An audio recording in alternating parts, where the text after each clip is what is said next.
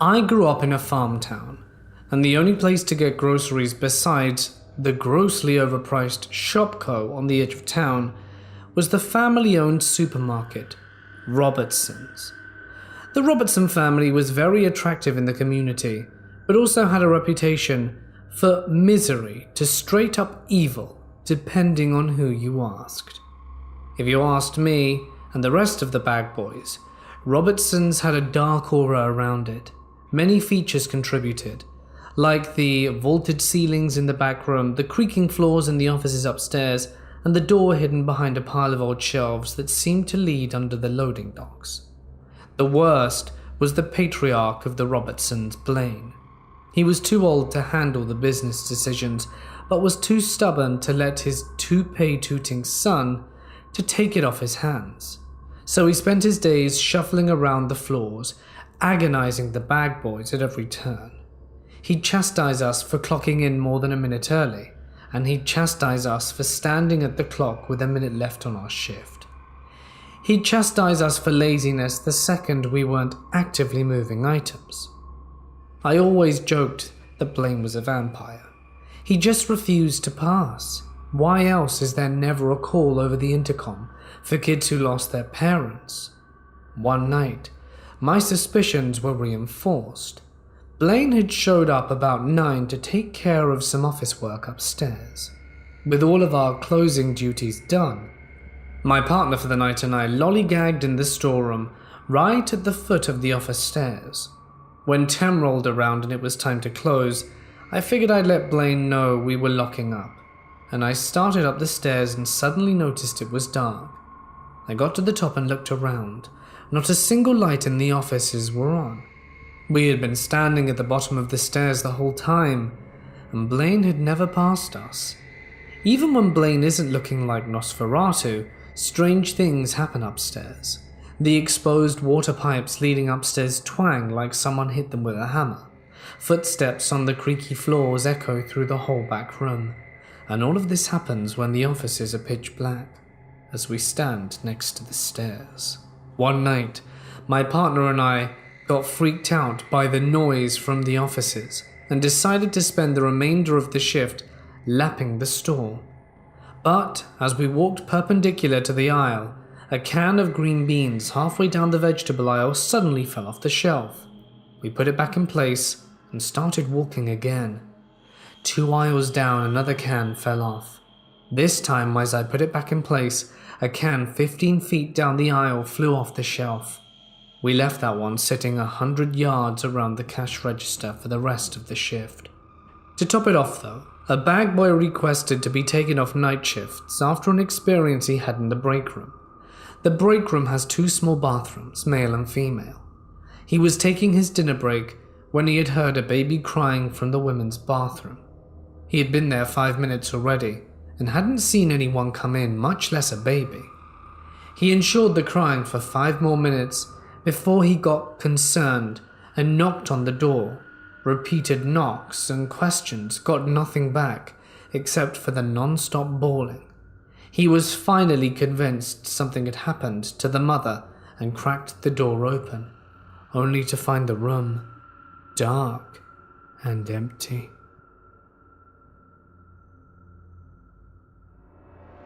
This happened in the summer of 2010, when I was just entering my teenage years. My family took a trip to a really nice hotel in the city.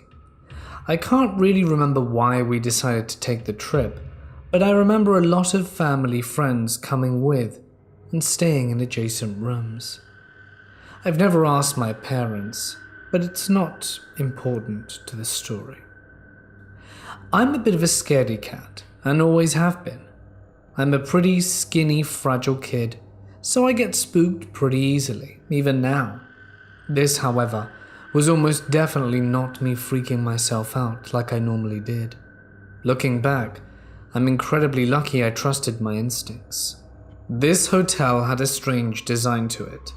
The lobby was actually on the 4th floor, not the bottom floor, which I found strange. To access the lobby, you had to use an elevator. There was no way for you to get to it from the stairs. This information would have been nice before everything happened, as you'll find out. The hotel was organized in a square shape. Every floor was lined with a balcony, and you could look down into the lobby and cafe area from your floor. Essentially, if you were just walking to your room, you could be seen from anyone that was on your floor if they'd just step out their rooms and look around. I always felt afraid that I'd fall over the balcony and sail down 8 stories to my death, but they were high enough to a point I wasn't too concerned for my safety. The first day or two was nice. My friends and I hung out and played cards all day, or we watched whatever was on TV. At night, we'd explore the halls of the hotel and tell each other ghost stories. It was a really fun time, even though I didn't really fully understand why we were there. On the third day, though, things got strange. Fast. I woke up to the sound of screaming coming from outside my door. Now, because of the hotel's design I mentioned, sounds from the lobby would echo all the way up to the top of the building. So when I walked out to investigate, I immediately looked over the balcony to see what the commotion was about. I saw a girl laying on the ground, eggs and milk splattered everywhere around her. People were rushing to help her, and I heard a couple of people telling each other to call 911. It seemed like the girl was unconscious. Maybe she had passed out or something. I scanned the lobby and saw that my family and a couple of my friends were in the lobby grabbing breakfast, all staring at the event in front of them. I decided I'd rush down to meet them all to find out what happened. The elevator was on the opposite side of my floor, so I took the stairwell located right next to my room. We were on the 7th or 8th floor, so I knew I only had to take about 4 flights down. No big deal. I descended for a little while, looking for the number 4 on the wall, or the letter L. I passed 5, ready to find a door to the lobby. I took about 2 more flights of stairs before realizing that there hadn't been a door for the 4th floor, nor had there been a door for the 3rd or 2nd.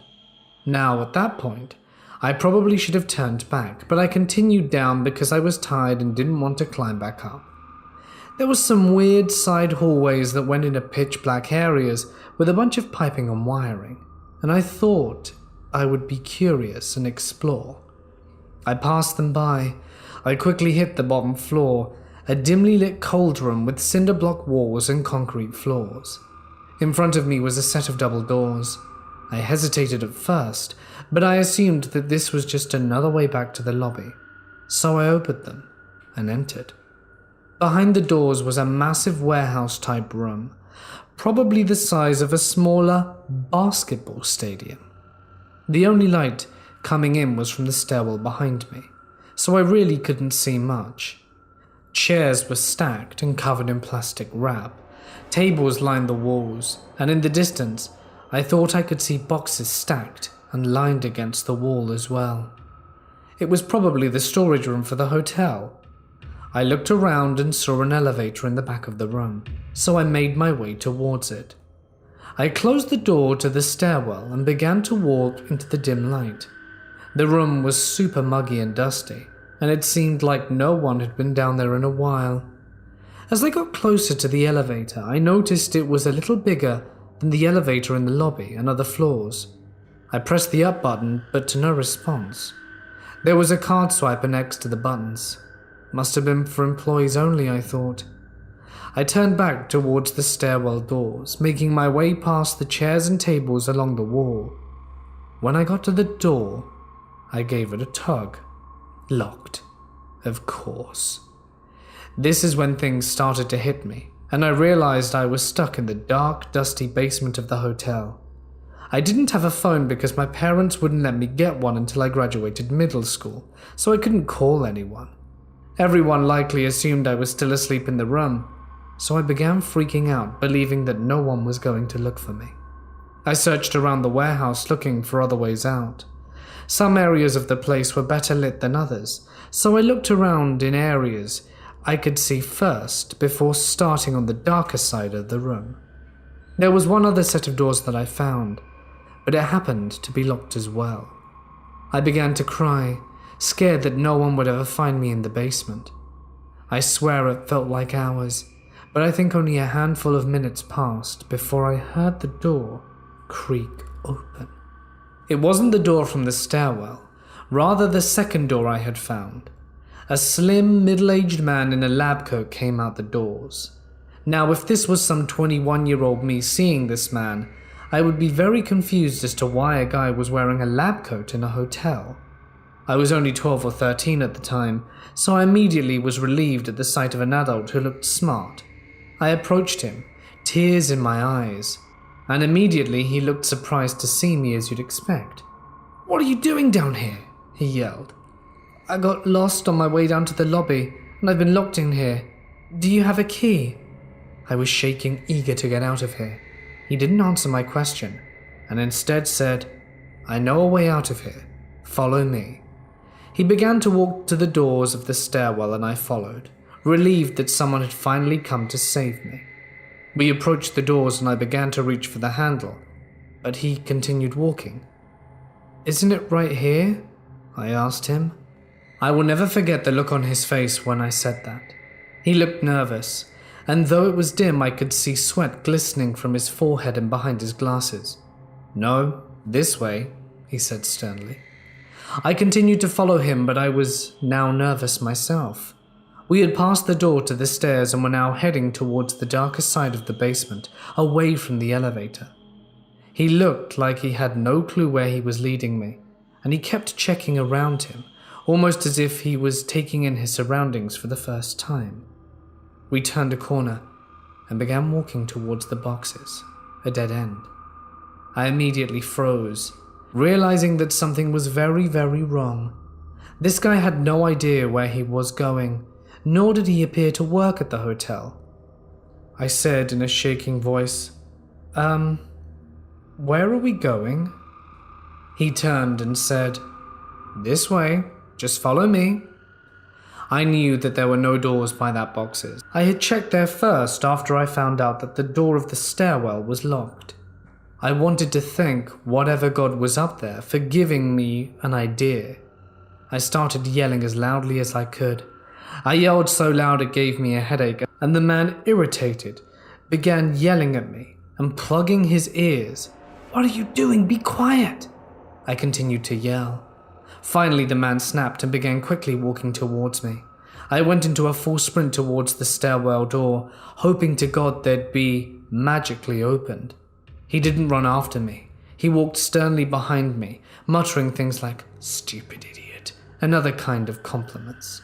I was about 5 feet from the door when someone burst through, my savior, a hotel janitor who had heard the screaming from the stairwell. He saw the situation, and some random guy in a lab coat in a locked basement, and immediately told me to get behind him. The janitor asked me who the man was, and I said I had no idea, that he had just come through the door on the other side of the room, and I pointed to the door.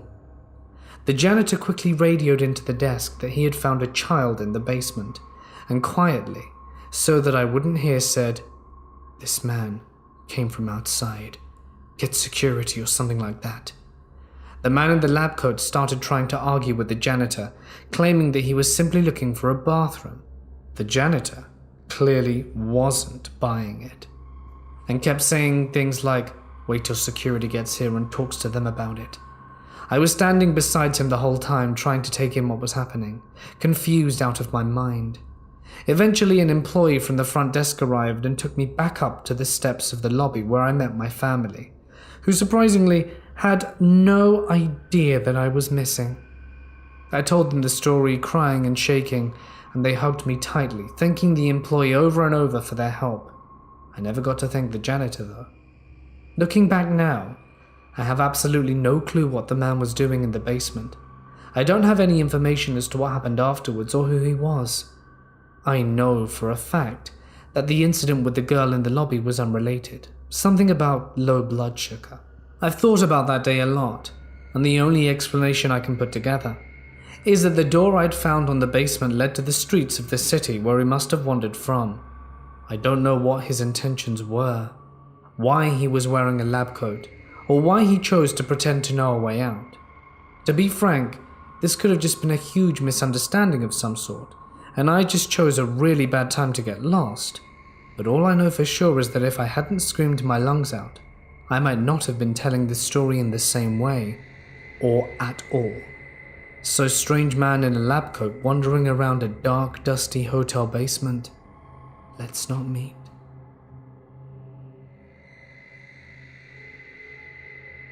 This story took place in Texas back in the fall of '94. I was traveling from a small town outside of Dallas called Grapevine and was heading to my station in Lubbock, Texas. I would never take this route again after what happened this night along I-20. I was traveling alone and had left around 7 p.m. on my road trip across Texas.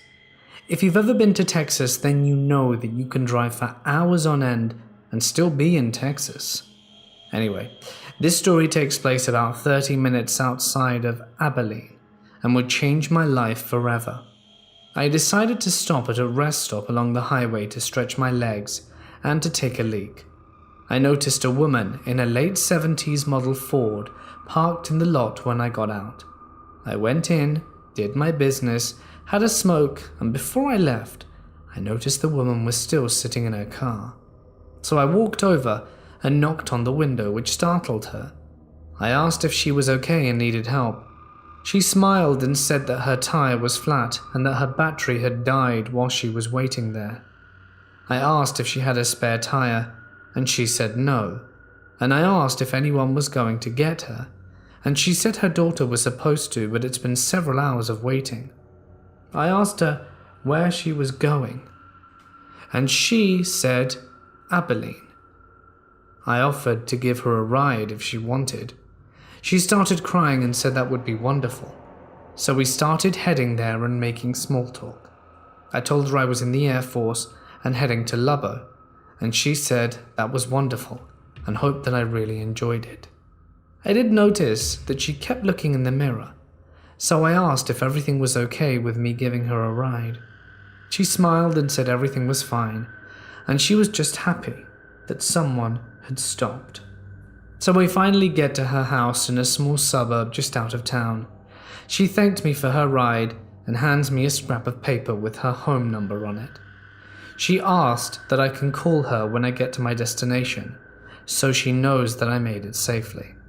I thanked her and said I would, but I'd wait until the morning since I knew it would be late when I arrived in Lubbock. I arrived at Reese's Air Force Base later that night and stayed on the base hotel. I got checked in, took a shower, and went to bed. The next morning, I got up, got dressed for the day, and went to find my unit HQ. I didn't even think about the night before. I had so much to do checking squared away. It wouldn't be for another 2 weeks before I came across that scrap of paper with the number. I felt bad that I hadn't kept my promise to call, so I decided to stop what I was doing and give her a call. I called the number and a young woman answered the phone, so I asked for Sandy. The woman on the line said, "Who?" So I apologized and said, "Maybe it's Sandra?" She asked who this was. I gave her my name and explained that I had given her a ride a few weeks back. She said that I must be confused, and I read the number off the paper in my hand just in case I dialed the wrong one. She said I had the correct number, but I couldn't have given her mother a ride home because she'd passed away in the early 80s. She was apparently driving home and began having car troubles, so she stopped at a rest stop just outside of town. When she didn't make it home, her father, the woman I was talking with, became concerned. And it was at the time that there was a knock on their door, and 2 state troopers and a local police officer were there. She said that a trooper saw the vehicle stopped at the rest stop, stopped to check it out, and what they found gave her chills. Her mother had been brutally assaulted and her head had been bashed in. Someone had cut her tires and disconnected her battery. The worst part was that she didn't perish right away, as there were bloody handprints on the windows, steering wheel and shifter, like she was trying to leave. The troopers said they didn't have any suspects, but there were times maybe certain motorcycle clubs would pass through at night. I described the car and what her mother looked like and what she was wearing as best I could recall. She definitely didn't look old enough to have a daughter my age. Her daughter just started crying and asked I not call back. A few days later I received word to report to the squadron commander, so I headed over to the building. When I arrived, my captain called me into his office and began asking me questions about where I lived and when did I drive in and what route I took. Immediately, I knew something was wrong. We then went into a briefing room where my commanding officer and a Texas Ranger and state trooper were seated. I introduced myself and took a seat. They began by asking me the same questions my captain had previously asked, and why I had called the number and spoke with the woman. I explained everything as clear and impossible detail. They then finished taking notes, and the ranger asked who needed a smoke. My commanding officer excused himself, and the captain, the two officers and myself stepped out back into the smoking area. This was when the ranger informed me he was the trooper who had found the car back in the early 80s, and that the only reason he came out today was because of the details I mentioned in the phone call to the daughter. The trooper said that they get calls about a stranded woman every so often, but when they get there, they never find anything. In closing, be careful who you decide to help, because not everyone is what they seem to be. I'd like to state that the reason specific timeframes are not given is due to the personal nature of these events.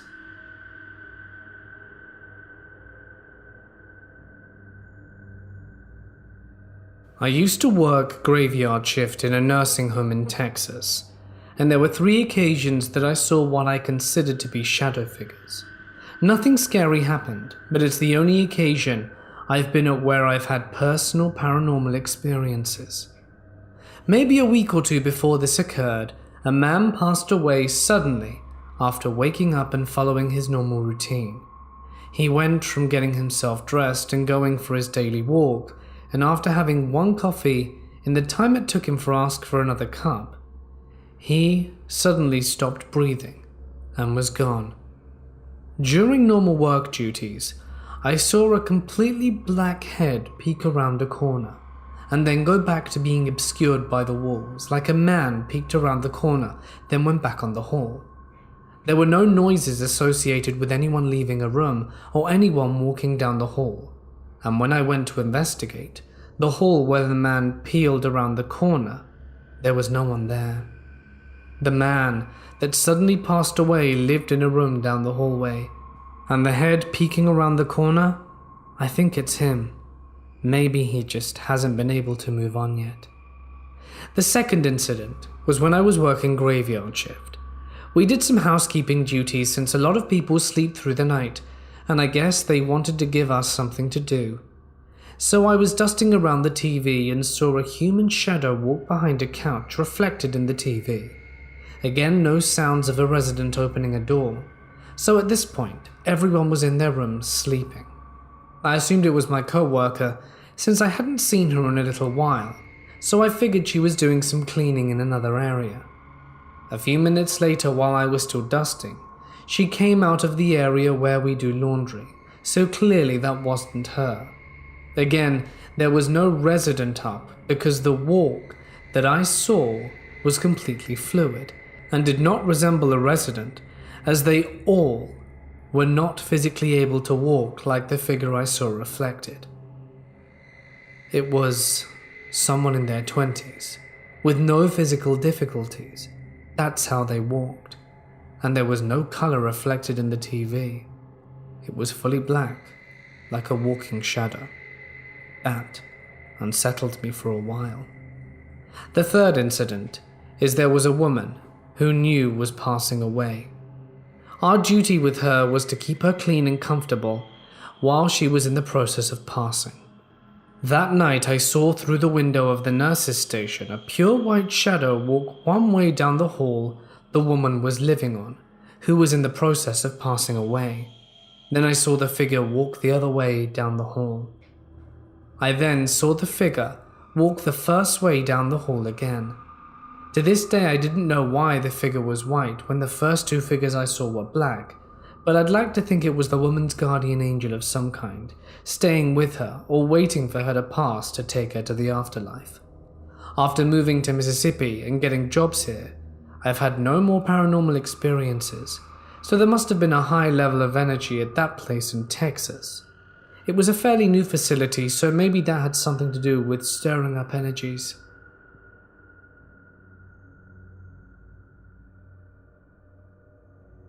I was driving by myself on a highway in Maine, cranking killer tunes, slamming Mountain Dew, big gulps, and sucking back American Spirit lights. I decided to go wild hog at a Taco Bell drive-thru and ordered an enormous amount of food, extra fill-ins. So I'm devouring the Taco Bell, had a full menu assortment, live mass, and of course about 40 minutes after I ate, my stomach began seizing and cramping. There were to be no refunds, no returns, but luckily I see a rest stop sign coming up soon, in about 2 miles, so I floor it and pull in. It's about 1:30 a.m. and it seems pretty vacant. There's only one other vehicle in the lot with the windows steamed up, so I assume it's just someone else on a road trip. No judgment. I get out my car and run to the men's room. I was holding the bottom of my pants when I ran because honestly I wasn't sure if I was going to make it or not. This was very close to being a cold brown. Finally I'm in the stall and it's not a good scene. Figuring I would be in there a while, I brought my smokes and a copy of Mad magazine that I always keep in my car for emergencies. I'm working on my 4th American Spirit when I hear another person come in. Footsteps stop. I hear him taking deep breaths. I holler out, "Hey man, I'd keep those breaths shallow." No response. I can see the dude's feet right in front of the stall. They're huge. Gotta be at least size 17. Absolutely filthy as well. I sit in silence staring at these huge shoes. Suddenly, arse blasts squeeze out, and the sound echoes in the empty room. All of a sudden the guy starts pounding on the door, then grabbing at the top and shaking it. "I'll be out in a minute," I scream. Then it stops. I hear the footsteps again, and then a lot of squeaking, then footsteps again, and then the door opening and slamming shut. Of course there was no toilet paper in the stall, and it was not a clean pinch as you can imagine. I had to sacrifice my Mad magazine. Alfred E. Newman has never been so disrespected.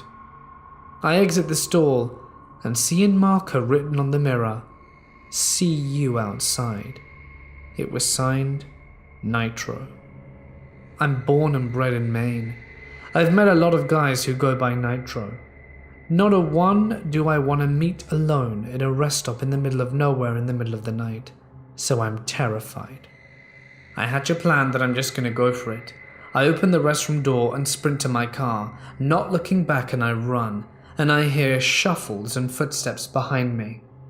I hear a scream approaching. I left my car unlocked because it is not the best, and then I jump right in, get the car going and do a burnout and speed off. I see in my rear view mirror the silhouette of a massive man. He threw his hat on the ground and began jumping up and down as I sped down the highway. No idea what the intentions were, but this was easily a top 5 scary moment for me, and I can't bring myself to poop in a public restroom since.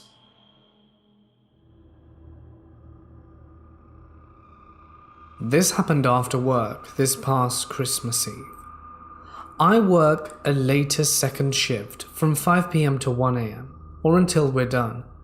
I should also mention that while the warehouse is in a nicer area, a couple of blocks down it gets sketchy at night.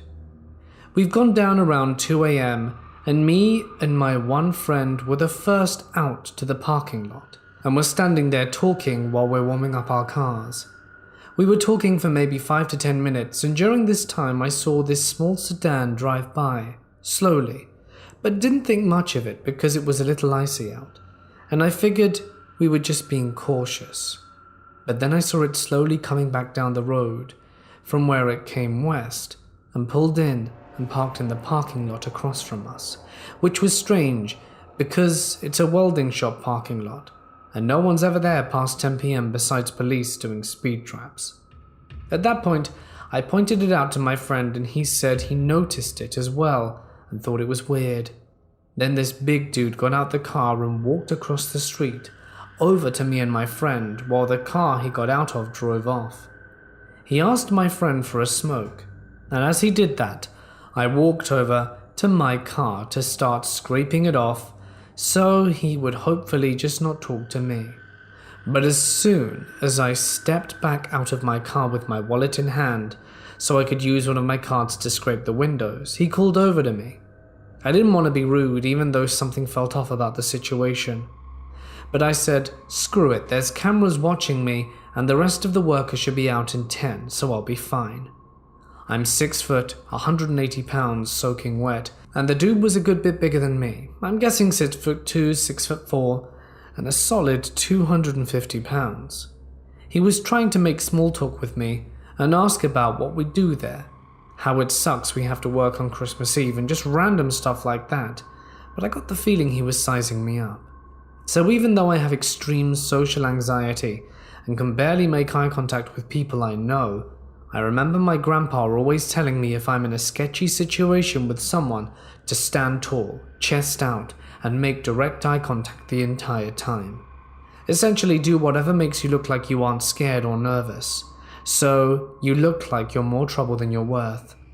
I saw him keep looking down towards my wallet, so I took a small step back so I could make sure I was within the view of the cameras.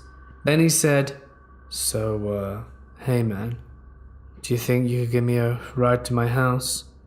It's just down the street. I ran out of gas at the store, and I need to go back to my house to get money.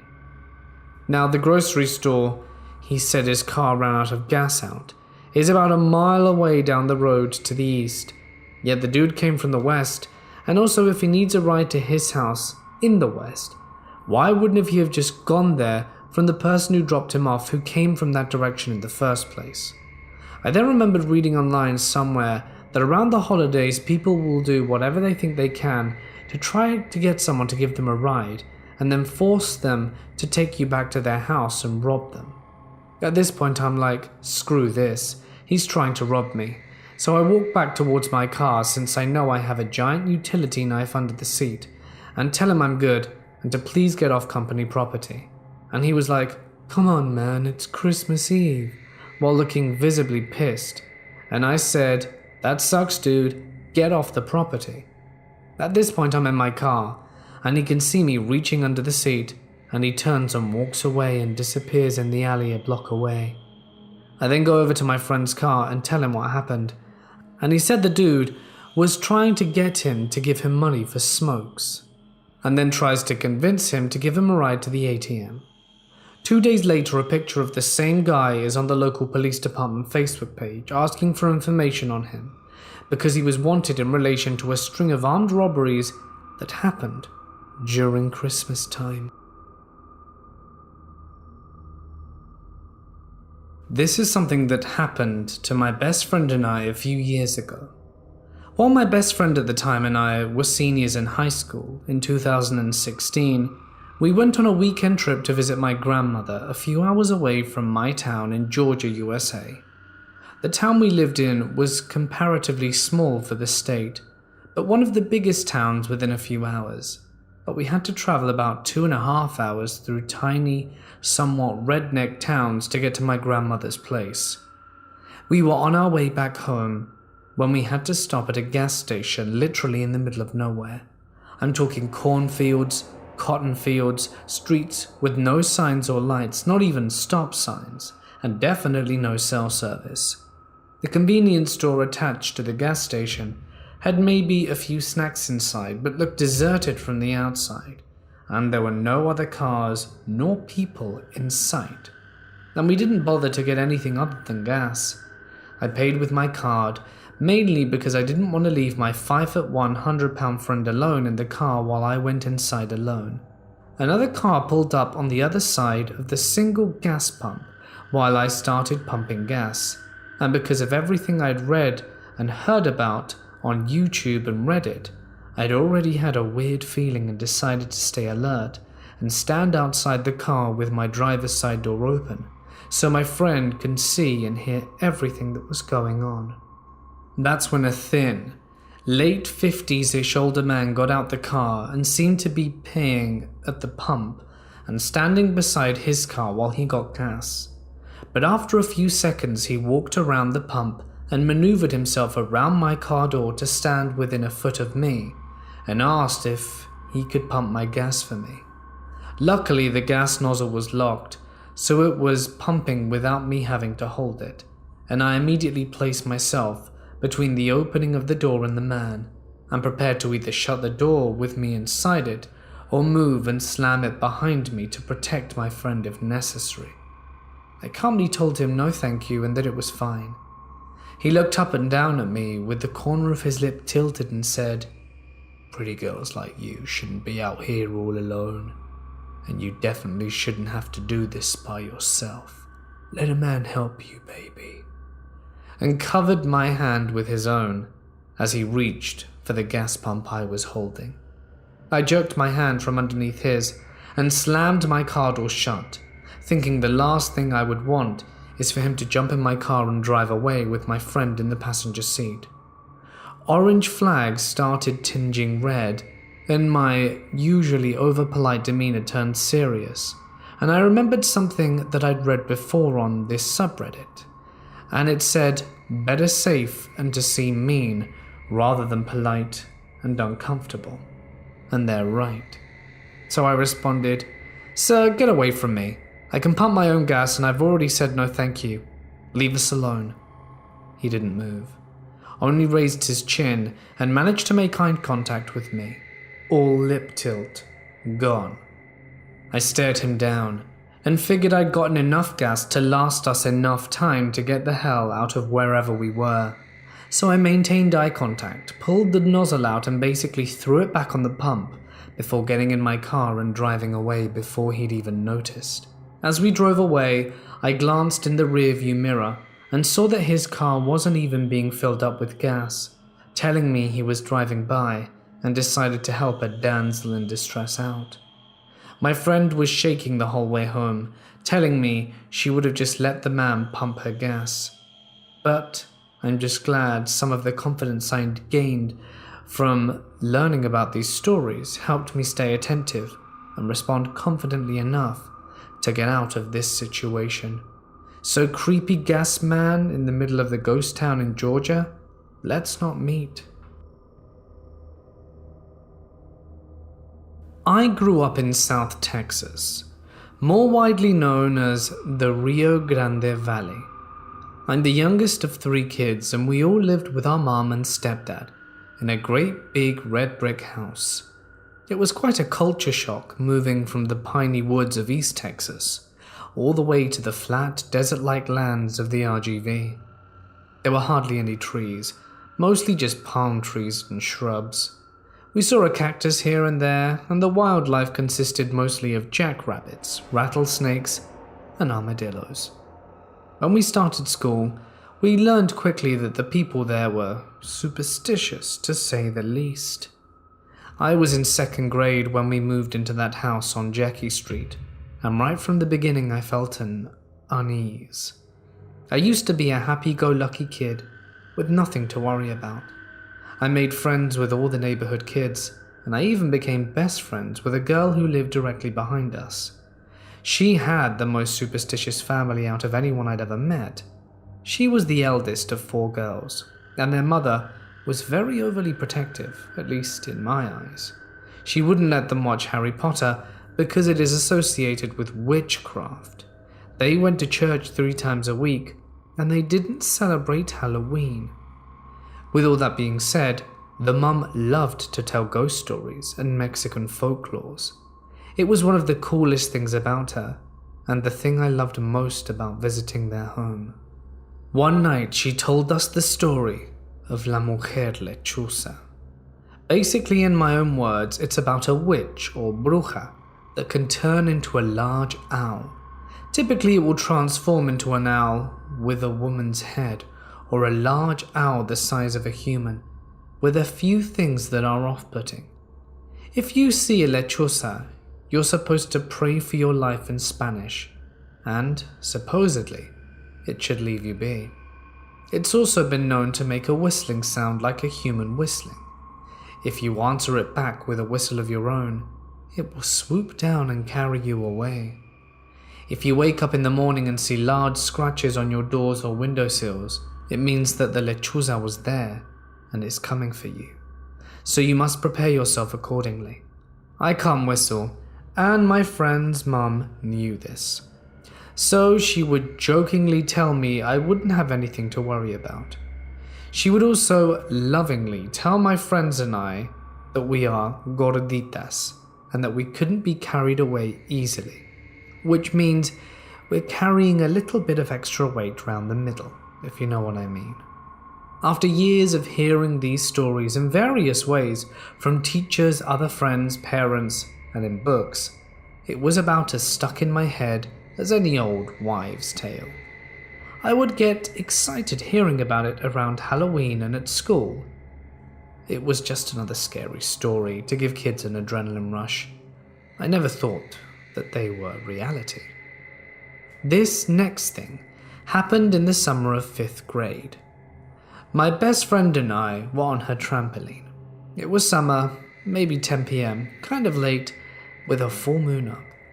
We spent time talking and looking at the stars until we heard a whistling. We knew not to whistle back. Instead, we lay there frozen, still looking at the sky and listening intently to the whistling coming from the distance. I look at my friend and she is paralyzed. She's praying in Spanish and squeezing my hand as tightly as possible. A few minutes go by and we hear more whistling, this time getting closer. My friend stops praying and says we should get inside. I agree without hesitation, and we start inching towards the edge of the trampoline to escape.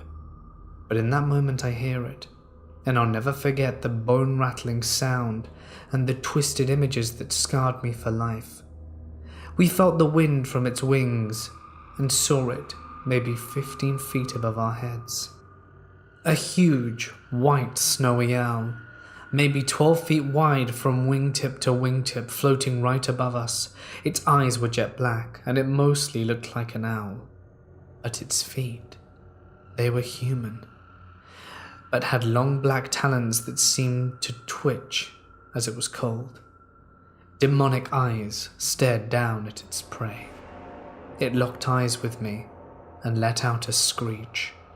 My heart jumped up to my neck, and I've never ran inside so fast. We cried together while praying as we heard it continue to flap around outside.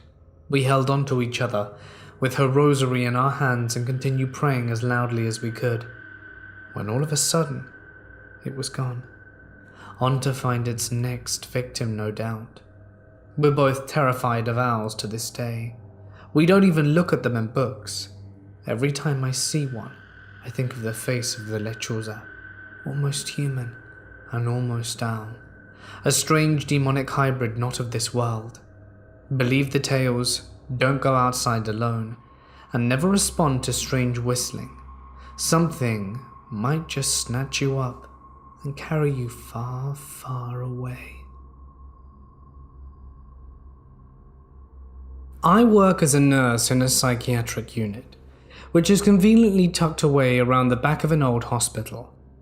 I'm on night shift at the moment, and most of the night is trying to convince manic patients to return to their bed. We were having a strangely quiet night. The staff usually sit in the corridor at the intersection between the male and female sides of the ward. We can hear everything that's going on better from there and intervene quicker if needs be. There's a shower room located just to the left of where we sit. It has a toilet, a short wall partition separating the showers in the far corner of the room. As we were sitting there, the door to the shower room slowly crept open. No big deal. We got up, closed it again, and went on with the night. It happened again, about an hour later, and again we thought nothing of it. After closing the door a second time though, we soon heard the sounds of running water. I got up to check and found a tap in the shower room was running. I thought it must have been faulty, but when we tried to turn it off, it spun easily and stopped running water. Feeling a little bit freaked out, I checked around the partition to the shower in case a patient was somehow hiding there, but no one was there. When I turned to walk back out, I felt a sudden chill on the back of my neck and heard what sounded like gas hissing behind me. I glanced back around and checked the shower, which seemed to be working fine, and just assumed there was trapped air or something. The next night we were sitting in the same place, and again, it was an unusually quiet night, until around 2 a.m, when we heard a massive bang and then a dull thud, as if something had hit against a wall and then slid to the floor. The noise seemed to be quite close, and we hurriedly looked through each dormitory and individual patient room, expecting that one of the patients had fallen, but everyone was still asleep apart from one patient, who told us she had trouble sleeping the last few nights and asked to watch some television in the sitting room. We continued with our search, but couldn't seem to find anything to explain the sound, and sat back down in the corridor where we started to talk about ghosts and joking about being haunted. The patient who couldn't sleep asked if she could smoke in the toilet. We occasionally let people do this during the night, as we aren't allowed to let them out the unit after 10 p.m, and trying to tell an avid smoker they can't have a cigarette is a sure way to start a fight that'll cause everyone to wake up. We said she could have a quick one in the shower room before going back to bed, and she asked if one of us could come with her. When we asked why, she explained, "Because that room freaks me out. There are spirits in there that are trying to come through the mirrors." We heard stuff like this from patients on a regular basis, so we didn't think much of it. We offered her some reassurance, and I agreed to come into the bathroom with her. While we were in there, she talked about seeing the ghost of a man in her room, which kept her up at night. She then stopped talking abruptly and looked confused before going over to peer around the partition. I asked her what was wrong, and she shushed me and asked in a whisper if I heard what she'd heard. I admitted I couldn't hear anything. Again, this is a common occurrence for people who talk about auditory hallucinations on our ward, but asked her what she heard.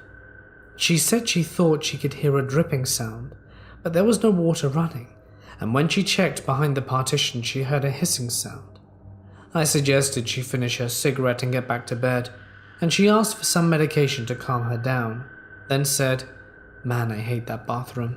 The doors open and close by themselves, you know." After she went back to bed, I was telling the other staff about this, and we were all joking about how much of a freaky coincidence it all was. We were still discussing it when the day staff came in. When the first nurse arrived, she came over to ask how the shift was, and we asked her if she believed in ghosts in a jokey way. She said she didn't, but that she had bad memories of the ward that sometimes freak her out. She told us the worst thing she ever saw was 20 years ago when she was doing the hourly checks on the ward once, just to check on each patient every hour to make sure they're okay. She couldn't find one patient, so she went into the shower room because she could hear water running in there. She checked around the partition and found the guy lying dead in a pool of blood. He'd hacked himself to death with 2 blades, and he was obviously a very unwell man. The nurse told us that ever since that happened, a few times she's gone into the shower room and felt a sudden rush of cold air, as if someone was trying to run past her. I might need to start looking for a new job.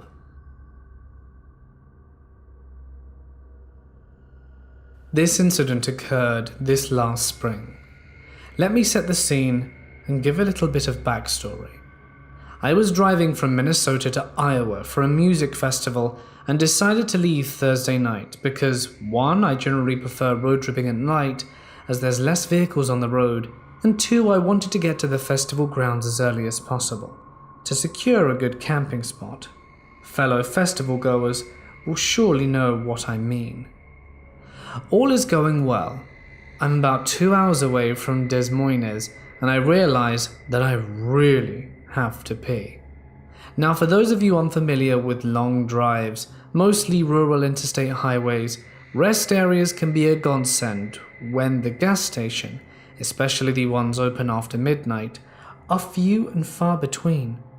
So I see a sign for a rest area coming up in 2 miles. Perfect. I pull in and there's nothing, maybe 3 other cars in the lot.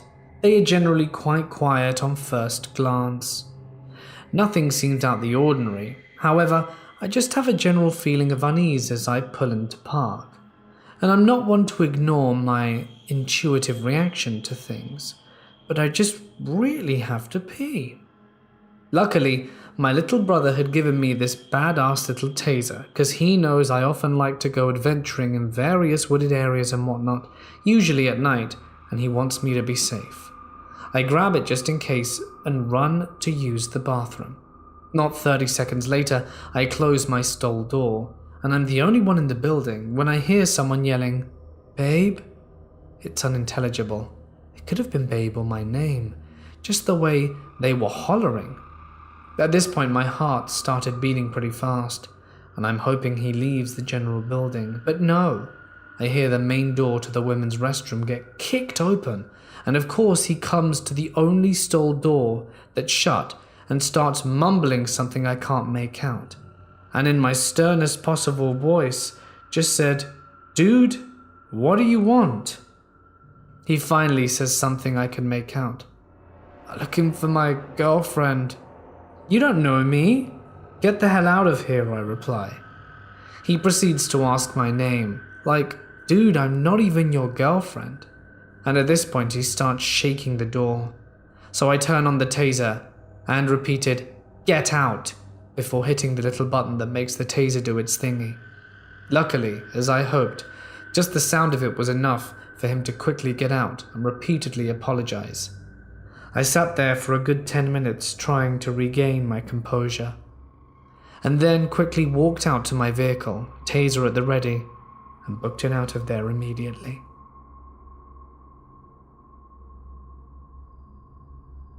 Two years ago, my husband and I flew to LA for a weekend getaway. We stayed at a boutique hotel off of Sunset. It's more of a hipster type place. Not normally somewhere I'd stay, but it was nice, clean, and had a good vibe. We met up with some of our friends who live in LA and went out for dinner and drinks. It was a late night, and we came back to the hotel. I was exhausted and jet-lagged. It was 1:30 a.m. or something like that. My husband is a very deep sleeper. I'm an extremely light sleeper, except when I've had a bunch of drinks, which I had definitely consumed that night. So it was lights out for both of us very quickly. Around 3 a.m., I only know the time after everything that happened, by the way, I woke up suddenly and opened my eyes. There's a light on in our room. The room had been totally dark when we went to bed. The light was coming from the doorway, which illuminated the silhouette of a man standing at the foot of the bed. Just standing there, staring. For a moment, I am speechless, confused and also slightly intoxicated. I haven't yet moved. My reaction is delayed. And then the stark fear and reality kick in. I gasp and say, "What the hell?" The man was wearing a red plaid shirt and had dark hair and a beard. I couldn't make out his features as my eyes were adjusting to waking up, and the lighting that illuminated him shadowed half his face. "I need to speak with Drake." I know this may sound somewhat comical, but I assure you at the time it was terrifying. "Get the hell out of here!" That jolts my husband awake. He immediately sits up and sees the man at the foot of our bed. My husband is 6'5", which may not be evident given half his body is underneath the bedding, but either way the man responds, "Sorry, wrong room," and bolts out, slamming the door behind him. My husband jumps up and runs for the door, but I stop him from going outside into the hallway. Who knows if the man is waiting there in an attempt to lure him out. I keep looking through the peephole, but don't see anything. At this point, we are both shocked and in disbelief, and probably still drunk. We call the front desk to no answer. We call repeatedly and still no answer, and contemplate what to do. At around 20 minutes later, we decide to get dressed and go down to the front desk. There's an employee at the front desk, and there's also a bar in the lobby. My husband walks around to see if he can spot the guy who was in our room, and as he's searching, I go up and start telling the guy behind the front desk what happened. But as I begin this story, I burst into tears and realize how shaken I am. The employee gets the manager and he asks me what time the man came to our room, but I don't know how long he was standing there until I woke up. I think he must have been there for a long time for me to just wake up. My husband comes back empty-handed. We go back up to the room. The next day, the manager calls and says there wasn't anything on security cameras, but I didn't believe him. He offers us one free night at the hotel as compensation, and even though he claims he didn't see anything, we take the free night because what else is there to do? We just want the rest of our mini vacation to go well. But why was the man in our room? How did he have a working keycard? But the thought that I have most trouble with was what would have happened if I hadn't have woken up. Our door was locked, but clearly someone had a duplicate keycard. Here's what I've learned. If you don't already, always put the deadlock on your hotel room door. It's something that we never thought to do until now, and from this point onwards, I always check it. I hate getting gas at night. I have learned to avoid it, as I've had some strange encounters that have left me feeling uncomfortable, but none as bad as this one. I had just picked up my sister from college, and as we got on the highway to get home, my gas light came on. It was getting dark out. I was kicking myself for not getting gas sooner, but it made me feel safer that I had my sister with me. So I get off the highway and pull into the closest gas station that I can find. It was completely empty. I had just put the pump in my car when I heard, "Hey sweetheart, you're from around here?" I jumped. This man had seemed to have appeared out of thin air. He was tall, older and disheveled, his clothes baggy and twisted. Immediately I felt uncomfortable, but I didn't want to jump to conclusions nor be rude. "Yeah, kinda." He started asking more questions, taking a step closer to me with each successive one. He was rattling them off so quickly, I didn't even have time to answer him. The questions were getting more and more personal, and he was getting closer still. I was getting increasingly uncomfortable. Then finally he asked, "You married?" For context, I'm 23, but I've been told I still look like a teenager. This question obviously took me by surprise. I didn't know how to answer it, so I looked away. The man cleared his throat. "Excuse me, miss. Are you married?" Now, he was within touching distance of me. It finally clicked what he was doing, trying to see if there was anyone who would look for me if I disappeared. This realization sent shivers down my spine, so I shouted at him to get away from me. Startled, he jumped back and said, "You ungrateful entitled," and kept cursing at me as he walked away. It took me a good half hour until I finally stopped shaking. So creepy old dude at the gas station, learn some manners, and let's not meet again.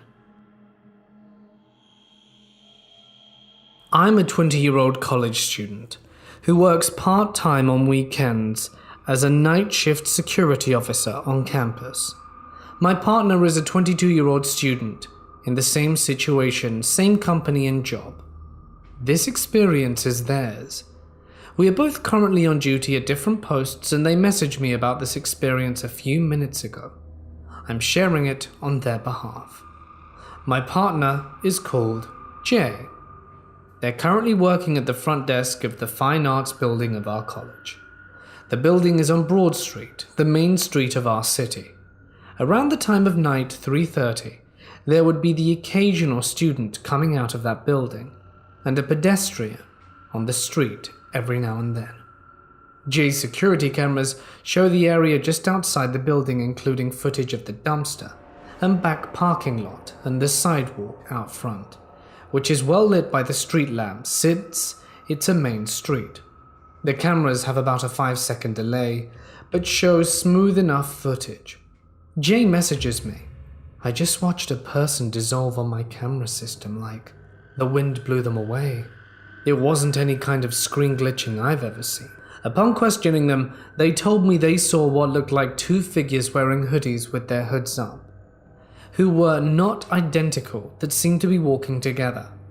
They said only one of the two figures dissolved, and that the one who was solid didn't seem to realize the other person was there. They didn't seem to be talking, and when the figure dissolved, the solid figure didn't even seem to notice. The solid person's walk/cycle movements didn't glitch out when the other person dissolved. The camera seemed to be working correctly. The figure didn't appear to glitch or pop out of existence. Jay specifically described him as dissolving into the wind. What could have Jay seen? Has anyone ever had a similar experience? Does anyone have reading material or a term to search up? I know it's nothing crazy, but we're scared and unnerved, and truly unsure of what to do. I was driving a rental car at 3 a.m. Just my friend Theo and I heading home at the end of a busy road trip. We were on a twisting 2-lane road, the kind with no street lights, the kind that weaves through the mountains. We wanted to make it back before dawn, but a few hours from home, exhaustion hit us. Bleary-eyed, desperately trying to stay awake, we looked ahead for some place we could stop, anywhere with lights. There was almost no signal on our phones to search for options, so we were relieved to finally see a distant gas station through the trees up ahead. It had been the only building and lights we could see for miles. As I drove towards it, I saw a blur and realized I'd just passed someone. A man walking a few paces off the side of the road, just at the edge of the woods. My brief glimpse had shown him in dark clothes, something long resting on his shoulders. "Huh?" Theo said.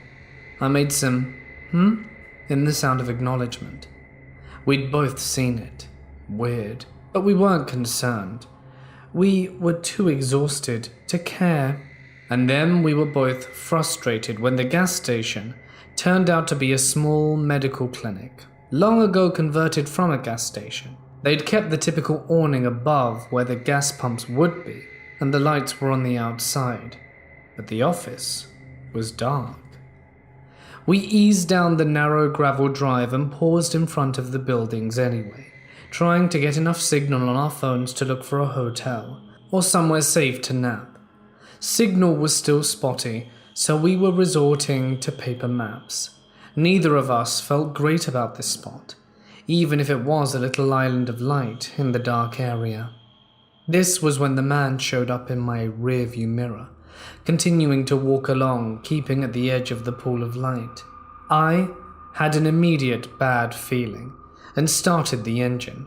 No lights, just engine. I didn't want to blind some poor guy trying to get somewhere, if that's all he was.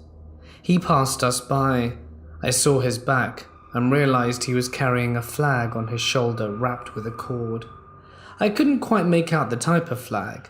It looked like it might be a US flag, but it didn't quite look right. The bars were too thick and not quite enough, and I couldn't see if the stars were there at all. Hard to tell in the dark with the flag curled up. His clothing looked old too, like some strange combination of a military surplus store, but I'd seen old clothing on drifters before. He just passed on, kept walking in the dark out of the light and out of sight. I told myself he was just a local walking home from his hole-in-the-wall bar or a homeless man heading to the next town. I told myself the exhaustion was getting to me and making me paranoid. We looked at the map for some time, cursing our bad signal, and finally had figured our route, and we tried to look for the nearest large town to either get a hotel room or just a safe parking lot to nap in. We got ready to go. I told Theo he could put his seat back to take a nap. I tried my phone again, watching the signal flicker in and out, then sighed and checked the paper map once more. Ready to go, I turned on high beams to check on the narrow road that led out of the lot, and my adrenaline shot up. Best energy drink I could have. The man hadn't walked on, he stood there in the dark, and now my brights lit him up. Facing us now, dirty clothes, dark military-style boots with a dark complexion, and a huge smile. That smile raised the hair on the back of my neck. It seemed all sorts of wrong to me. He was staring at the car just grinning, and he was blocking the little road in front of our lot. I waited to see if this guy wanted to mess with me.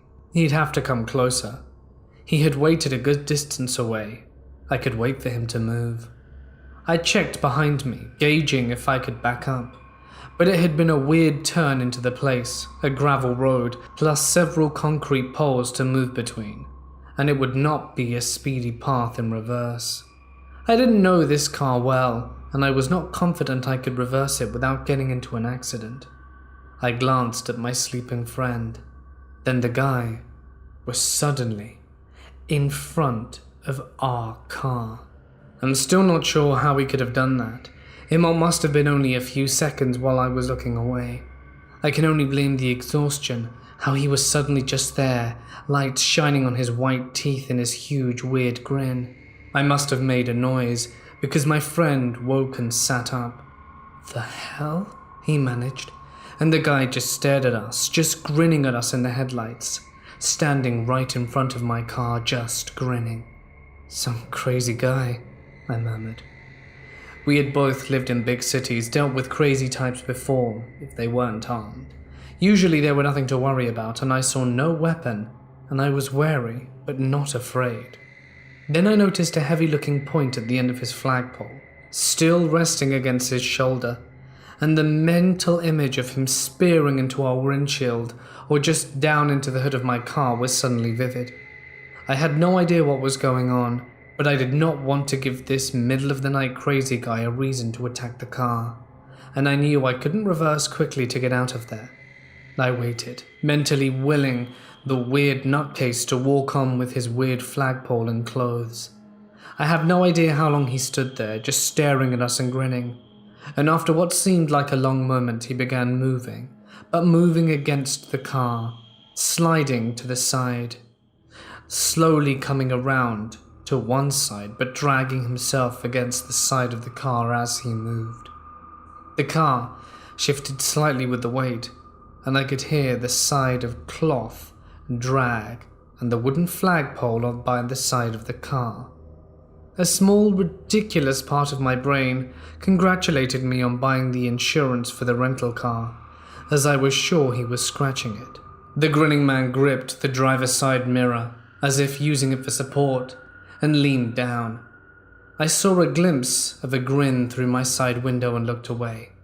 I suddenly did not want to look at that freakish smile when it was only inches away from my face, just a little glass between us.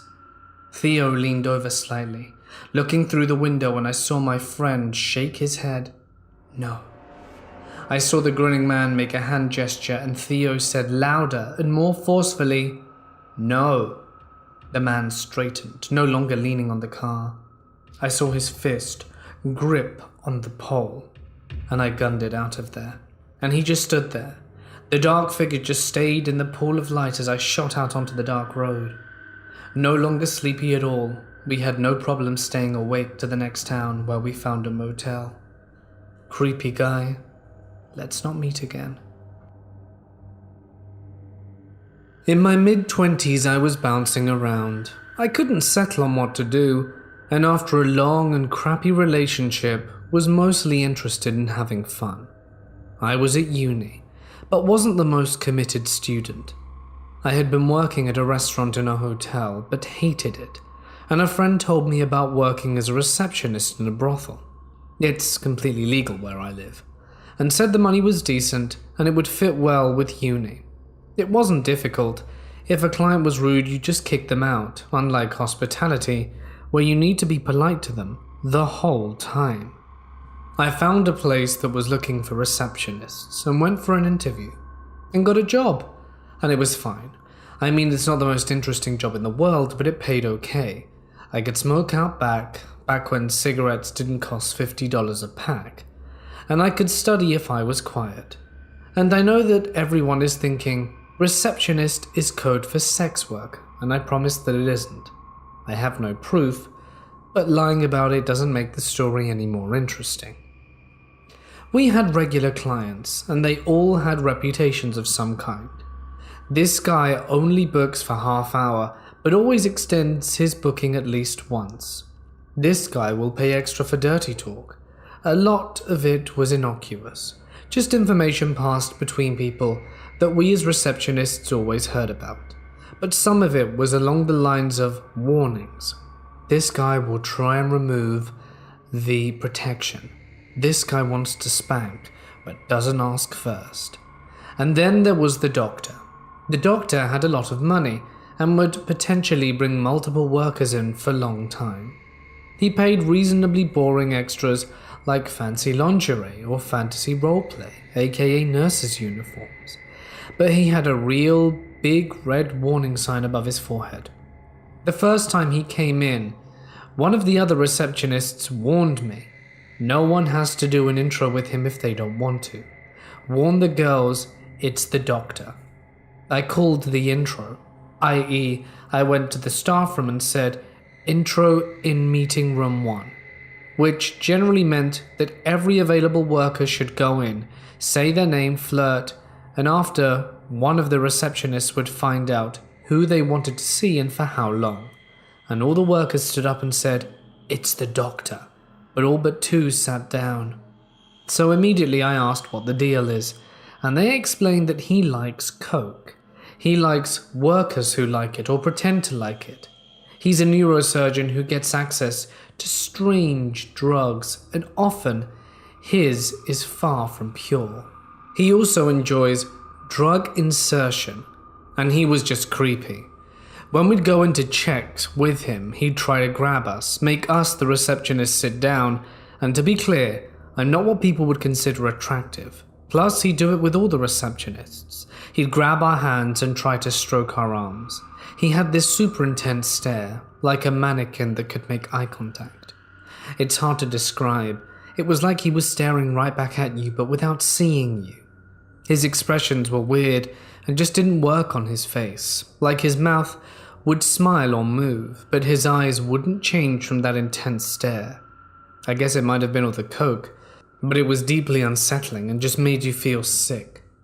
Having said that, there were a few experienced workers who knew how to handle him, get the most out of him while experiencing the least possible risk, like fake snorting, hence giving workers the option to meet the clients. I can't remember if he saw anyone that first time. If I recall correctly, he had a handful of bookings in at the time while I was working there. We did have strict instructions to never let anyone do an out-call with him. That is booking at anywhere other than the brothel. Plus, we had a few other harm minimization strategies. Then after a while, one of the workers who was okay with seeing him left to go travel, and no one else would go see him. So he gradually stopped coming, as no one would intro him. I moved on to the receptioning at a different brothel. A new one had opened closer to where I was living and paid better, and he showed up there again. I knew he would frequent all the places he could until his reputation preceded him. When he showed up at the new place, I told all the workers about him, and no one was okay with seeing him. He tried only a few more times until he abandoned us. A year or so later, I had moved on to a different job. I couldn't do night shifts anymore, and I was chatting with a friend from the brothel who said, "Oh my god, did you hear about the doctor? He killed someone and got arrested." And it was true. The doctor had killed a worker who had been sent to his apartment. The worker lay dead in his bed for 2 days. Officially it was manslaughter, and he also pleaded guilty to supplying the drug that killed another worker. All of this happened because he's a terrible dumpster fire human, and also because of one awful brothel manager and the owners behind her. But profit in front of safety, and kept sending workers to bookings with him without giving them full warnings, and specifically sending inexperienced workers, and without keeping them in-house. It later came out that the medical board had known of his addiction for many years prior to his arrest, and had helped cover up some botched surgeries. It was horrifying to hear about, and we both spent time telling stories we knew about him, but then I mostly forgot about it. Then I was chatting with an old friend the other day who reminded me of it, and I got him from Google. I found out he's now been released from prison, and I really hope he's not practicing medicine anymore. Last year I went to Egypt with a big group of 40. For one night we stayed in this beautiful villa-style hotel atop the mountains. The layout for this particular hotel is there is a very long pool in the middle, surrounded by small villas with about 20 rooms per villa. Our group got assigned to the farthest villa from the lobby. It was around 10 p.m. when I decided to go out for a walk to watch the stars. My grandma, who I was sharing the room with, was tired and went to sleep early, so I went out by myself. I walked around the pool, enjoyed the weather and the stars, and I sat on one of the benches by the poolside. It was then I noticed one of the hotel staff, a bag porter, who helped with our luggages when we checked in, approaching me. I thought nothing of it, but he came by and made small conversations. I brushed it off as him just trying to be friendly and courteous to guests. He asked where we came from, and I politely answered. What he said next gave me the creeps. He said his friend was actually looking for a wife from my country. Okay, dude. I laughed it off and lied and said that I was married. He asked where my husband was, and I kind of panicked and told him my non-existent husband got left behind because he had work. He took out his phone and called someone, but I guess the person he was calling wasn't picking up. He told me to wait, but my spidey senses were tingling on overdrive. I had two options: to walk back to the villa as quickly as possible, but risk letting this man know which room I was staying in with my grandma, or walk towards the well-lit lobby, hoping that people from my group were still there. I stood up and started making my way quickly to the lobby. The man was still trying to get someone on his phone and tried to call after me, but I waved goodbye and left. When I reached the lobby, I was relieved to see our tour guide leader, our Egyptian tour guide, and probably 3 ladies from the group still there. No more creepy hotel staff. Or so I thought. In the hotel lobby they have a bunch of souvenir shops set up. One of the ladies I was close with, B, was browsing inside the papyrus souvenir shop. Our guide warned us beforehand that the papyrus painting they sell at the hotel is fake, or just generally low-quality tourist-trap souvenirs. So I went inside the shop to tell B about that in case she had forgotten. Inside the shop was me, B, and 2 salesmen. One of them was standing near the door and blocking the only means of exit. B asked for my opinion between 2 paintings, and this salesman standing in front of us told us that these paintings have a different pattern that shows up in the dark. It glows, you see. He asked if we wanted to see it. I firmly said no before B could answer, and I'd had enough for the day, and just wanted to go back to our room. However, this persistent salesman said something to this other man standing behind us, who then proceeded to close the door and the light switch. Maybe I'm paranoid, but I do not like the idea of being in a pitch-dark room with 2 men who I don't know. I could also sense that B was panicking, and she held onto my wrist. Like an angel in disguise, the door suddenly opened from the outside, and it was B's aunt, who was also in the lobby with us, with our tour guide, who shouted at us and asked what we were doing. She motioned for us to come out quickly, and I swear I don't know what would have happened if B's aunt didn't open the door at the time. She made a fuss over it, and the rest of the group walked back to the villa together with our tour leaders. On the way to the villa, B's aunt asked us if anything happened, if our phones and wallets were still there and all. We checked our belongings and everything was fine. No one followed us back to the villa, and I was happy to see that we were also checking out the next morning. So to the creepy porter and salesman at the hotel, if I ever find myself back there, I really don't want to meet again. I also want to say that I don't mean to generalize or talk ill of a country. It just happened in Egypt. I don't think that all Egyptians are bad people or creepy, but these hotel staff, regardless of nationality, acted very creepy and unprofessional. I just really don't want to meet them again. My friends and I went to a festival near LA in August.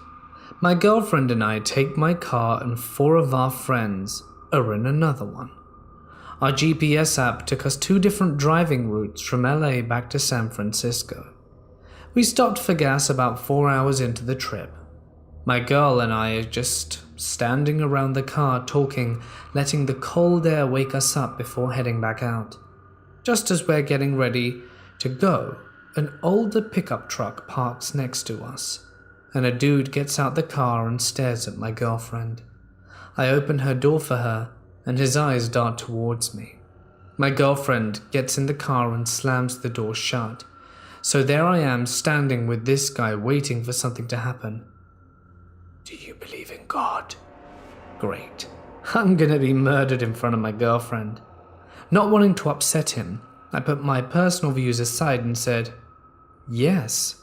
What came out of his mouth for the next half hour were the most vile and twisted interpretations of the Bible I had ever heard. Things like, God only made gays sick as a test for those faithful to him. Sex workers with tattoos will be playthings for those of us that reach heaven. The darker you are, the more sin you have to atone for in hell. I was very uncomfortable. My girlfriend had a full sleeve tattoo on both arms, and we were both non-white. I'm starting to get upset, but not wanting to get into an altercation with him, I give a lot of, sure. I get a phone call and go check it. My girlfriend's calling me from inside the car. I look back at him and say, should probably take this, wish him a good night, and walk back to the driver door. As I turn, he grabs my shoulder, and I can feel every muscle on my body tense up. I turn to him again, and he hugs me, whispering some prayer or another thing into my ear. The last thing he said to me before I got in the car was, "Be safe, brother. Don't fall for God's traps." I drive off, and was a little too shaken to talk about anything. Eventually, we started joking about it, but I still am very apprehensive every time I take a trip down to LA. All the guards at my workplace know the theatre is haunted. We're all used to the super eerie feelings down there in the lower levels, like the backstage areas. Most of it can be passed off as long work hour stress, but there is definitely some evil stuff in this building with us.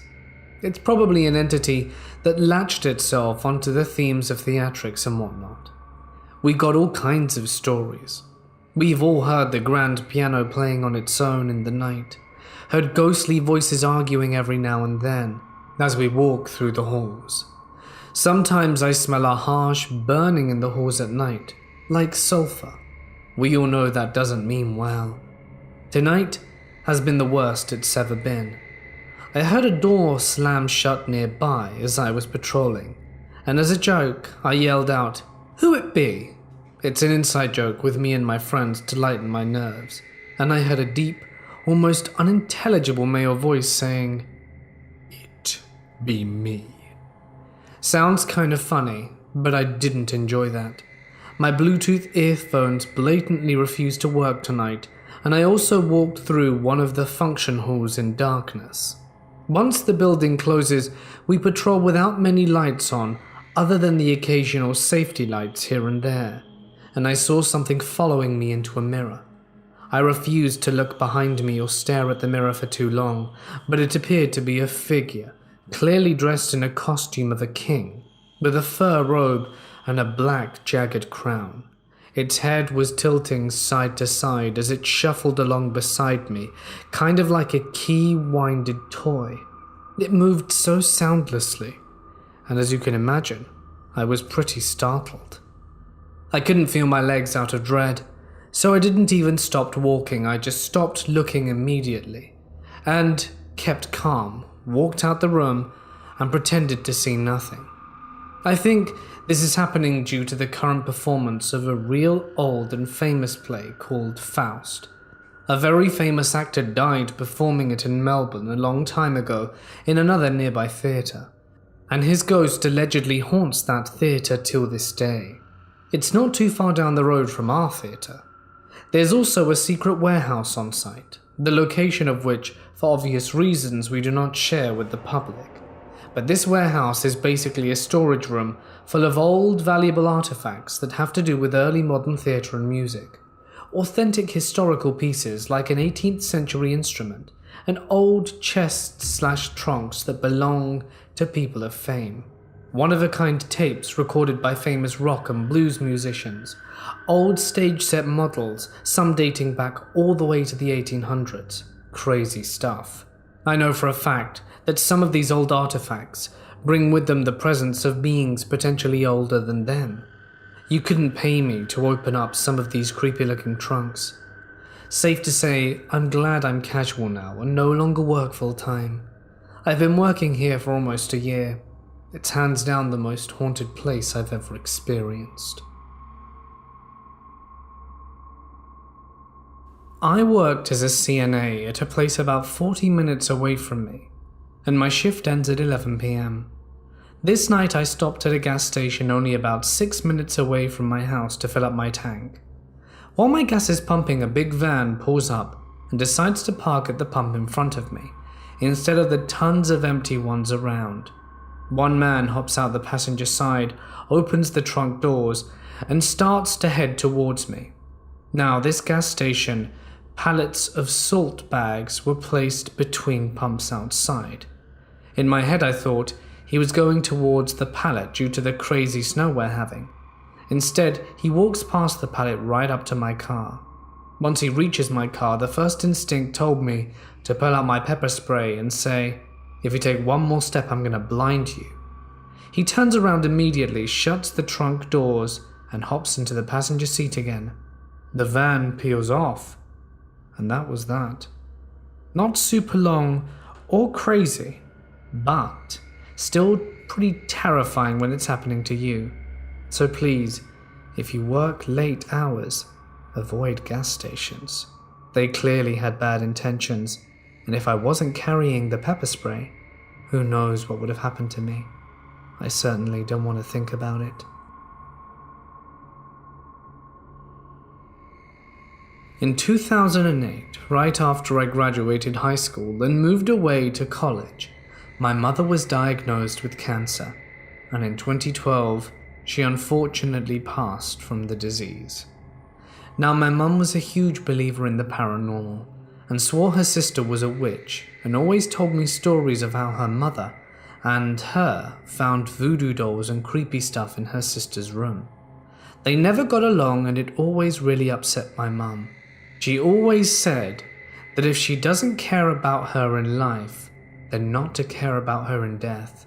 So when my mother died, and honestly being an arse, I didn't tell her sister or any of her sister's family. The first freaky part was when my mother was first diagnosed. As stated before, her sister did not call her once from my recollection, as they lived pretty far away. The day she was diagnosed, apparently her sister called her out the blue to catch up, and they went out for drinks, which made my mum feel better. I was told they did this about 3 times before abruptly ending it. I don't know the story, since I was 2 states away at college at the time. In 2011, my mother's cancer was taking its toll, so I moved back home and enrolled in a local college to finish. As soon as I moved back home, I never felt right. It always seemed very ominous, and since my mother was passing, I started suffering from anxiety and depression, so much that I dropped out of college and started to work full-time, which was the worst mistake of my life. In May of 2012, my mother succumbed to her illness and passed away. While discussing the funeral, we were discussing who should come. Like I said before, I remember my mother telling me all the terrible stuff her sister put her through. And for me, a lifetime of wrong does not give forgiveness by trying to catch up 4 times, then exiting out her life. So I barred her sister, never even telling her she'd passed. Her sister lived far away, and the obituary was only posted in the local paper. This is when stuff started to happen. 2 weeks after the funeral, her sister called, like 3 years of no contact. She asked to speak with my mother, and I told her everything what happened and how my mum felt, and how she felt so hurt that her only sister ignored and abandoned her for 30 years.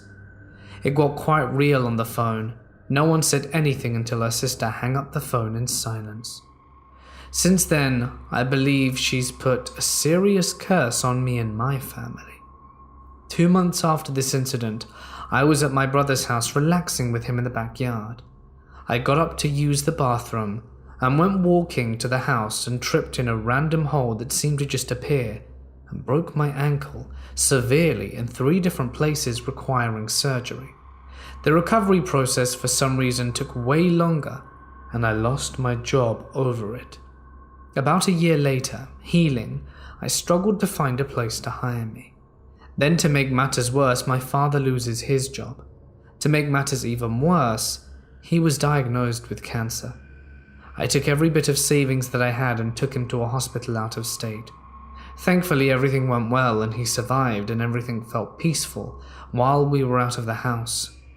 When we got back, however, the endless bills and debt collectors arrived. I exhausted all my remaining funds for any type of decent future trying to save my house from being foreclosed. I had my car repossessed, sold almost all of my possessions, and through all of this, I tried to stay absolutely positive even though my world around me was collapsing. I was able to find work, but the struggles continued. But this only seemed to anger the curse even more. In 2016, while driving on the highway, of all places, with my father, our car suddenly shifted into neutral, making us almost get into a terrible accident with a semi. We took it to the garage while avoiding anything else, and took it toner, but even they had no idea what happened and couldn't fix it. When we did get a new car, it was riddled with and continues to be a money pit. Fast forward to 2017, my girlfriend thought I needed some time to relax and booked us a vacation to the Philippines to visit her family. While there, this black cloud seemed to follow me. We were in this hotel room getting ready to go out, and my girlfriend decides to take a shower because of the heat. While she was in there, the glass shower door exploded on her. Glass from head to toe, scratches and blood. I rushed her to the hospital, and while the glass barely missed her major veins, she ended up needing several stitches. We got back to the room, only to have the cops show up because the hotel wanted me to pay $8,000 for a shower door. Her relatives work for the media and somehow managed to get us out of this situation and flew us back right away. While home, my car insurance company somehow misplaced my payments and never told me, cancelled my insurance, and while driving to work, a cop pulls me over and asks to see the usual paperwork. He tells me to step out the car. I asked why, when another cop pulls up behind him, comes to my door and tells me the same thing. Very confused why or what's happening, he yanks the door open, forcibly pulls me out, throws me against my hood, and yells, "Stop resisting." I'm now crying because I'm terrified, and he continues to yell, "Why are you giving me attitude?" The other cop pulls him off me, and I avoid getting arrested but had my car towed for not having insurance. But that's just the start. After paying everything, getting my car back, just to find out my insurance company told the state, and the state cancelled my car's registration. Apparently this is a huge crime, and a sheriff came to my door to arrest me if I didn't pay another $800. I depleted my savings again to appease everyone, only to live in fear without watching my back. In 2019, throughout the whole year again, strange stuff happened. Small stuff like things disappearing and then reappearing a month later. Then around March, I break my toe. 2019 ended not being the greatest year by having a huge fight with my girlfriend. So 2020, let's see what you've got. But seriously, I am cursed. I know this for a fact. I'm pretty sure my mum's sister was a witch.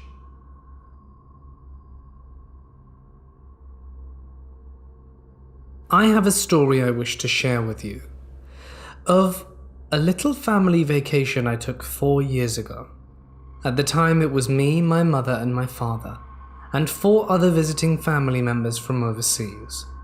We were showing them the best major tourist traps Maryland had to offer, and unfortunately Ocean City was one of them.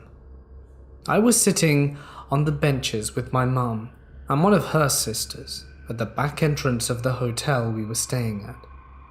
It was just us 3 out there, a few people in the distance, and no one on their room balconies yet. It was getting dark, and I was just staring blankly up at the pink sky while they chatted and blew cigarette smoke lovingly in my face. The moon was up, indicated it had been a long day. Those guys wanted to see everything. They walked through the summer heat like it was nothing, while I almost had a stroke. We were probably out there for 7 hours. Hell, maybe even more. My time blindness is just as bad as my tolerance for heat. The visiting family members came from a small country with a population almost catching up to New York, and the most common crimes were opportune street crimes like theft and scams. So it was easy avoiding and ignoring everyone and anyone on the street with a shared paranoid mistrust of anyone approaching us on the street with a smile or pamphlet in hand. It was a simple routine. Turn your attention away from them, weakly hold up your hand, and make a small, muttered semblance of something along the lines of, "No thank you." Or perhaps a bit more than that, depending on how pushy you were. Forget what just happened. Walk on and repeat every several minutes or so. You know the drill. It was the kind of thing you don't think about twice, the whole interaction akin to a social form of clearing your throat from a cough. It happened a lot in the beginning, as we opted to walk to our destination since our hotel was kind of in the middle of everything. We would have had to walk down long linear lanes and pedestrian streets to get to the towns, with actual things to do. That's where, in all my experience, most Ponzi scheme recruiters tend to set up, since they couldn't really get into the heart of the attractions. Police tended to harass most homeless and leafleters away from the squares, either out of boredom or the obligation to keep a certain image for the town. So they would surround the paths leading into the populated square. Of course, there were a lot of unmemorable encounters, but as aforementioned, we got through that part pretty quickly. The problem stemmed from our foreign friends' inability to understand in any language the simple request of, "Don't leave our side, because one state in America can be more dangerous than your entire country alone, and you don't know where you're going." East Coast etiquette. Or how to speak English, which is something that really matters here. It caused the day to go by a lot more slowly and simultaneously more hectic than it needed to be. Fortunately, we got back before it turned dark, and by then, the usually scammy busy pedestrian streets were empty. As it was common knowledge that you couldn't stay out alone at night, no matter what the cost of whatever you're selling is. So yeah, when we got back, every molecule in my body melted onto that bench after experiencing hours on end of blasting sun rays and stress from every direction. It wasn't long after my mum and her sister finished their chat and smokes and were ready to head inside. I told my mum I wanted to stay out a little longer. It was really nice outside. It finally cooled down, and the wind carried the scent of the ocean, instead of sand blasting in my eyes as the sun was setting. I wanted to stay in it just a little while longer before heading back into a cramped 2-bed hotel room filled with 6 other family members who all hated each other. My mum was cool with it, as our room was only a few floors above and facing where we were sitting, and the entrance back to the hotel a mere few feet away from us. She took my bag with her after offering and headed inside. My aunt snuck me a cigarette before scattering off too, and I was left alone behind the hotel. All I had on me was a cigarette, a tiny lighter, my phone, and my thoughts.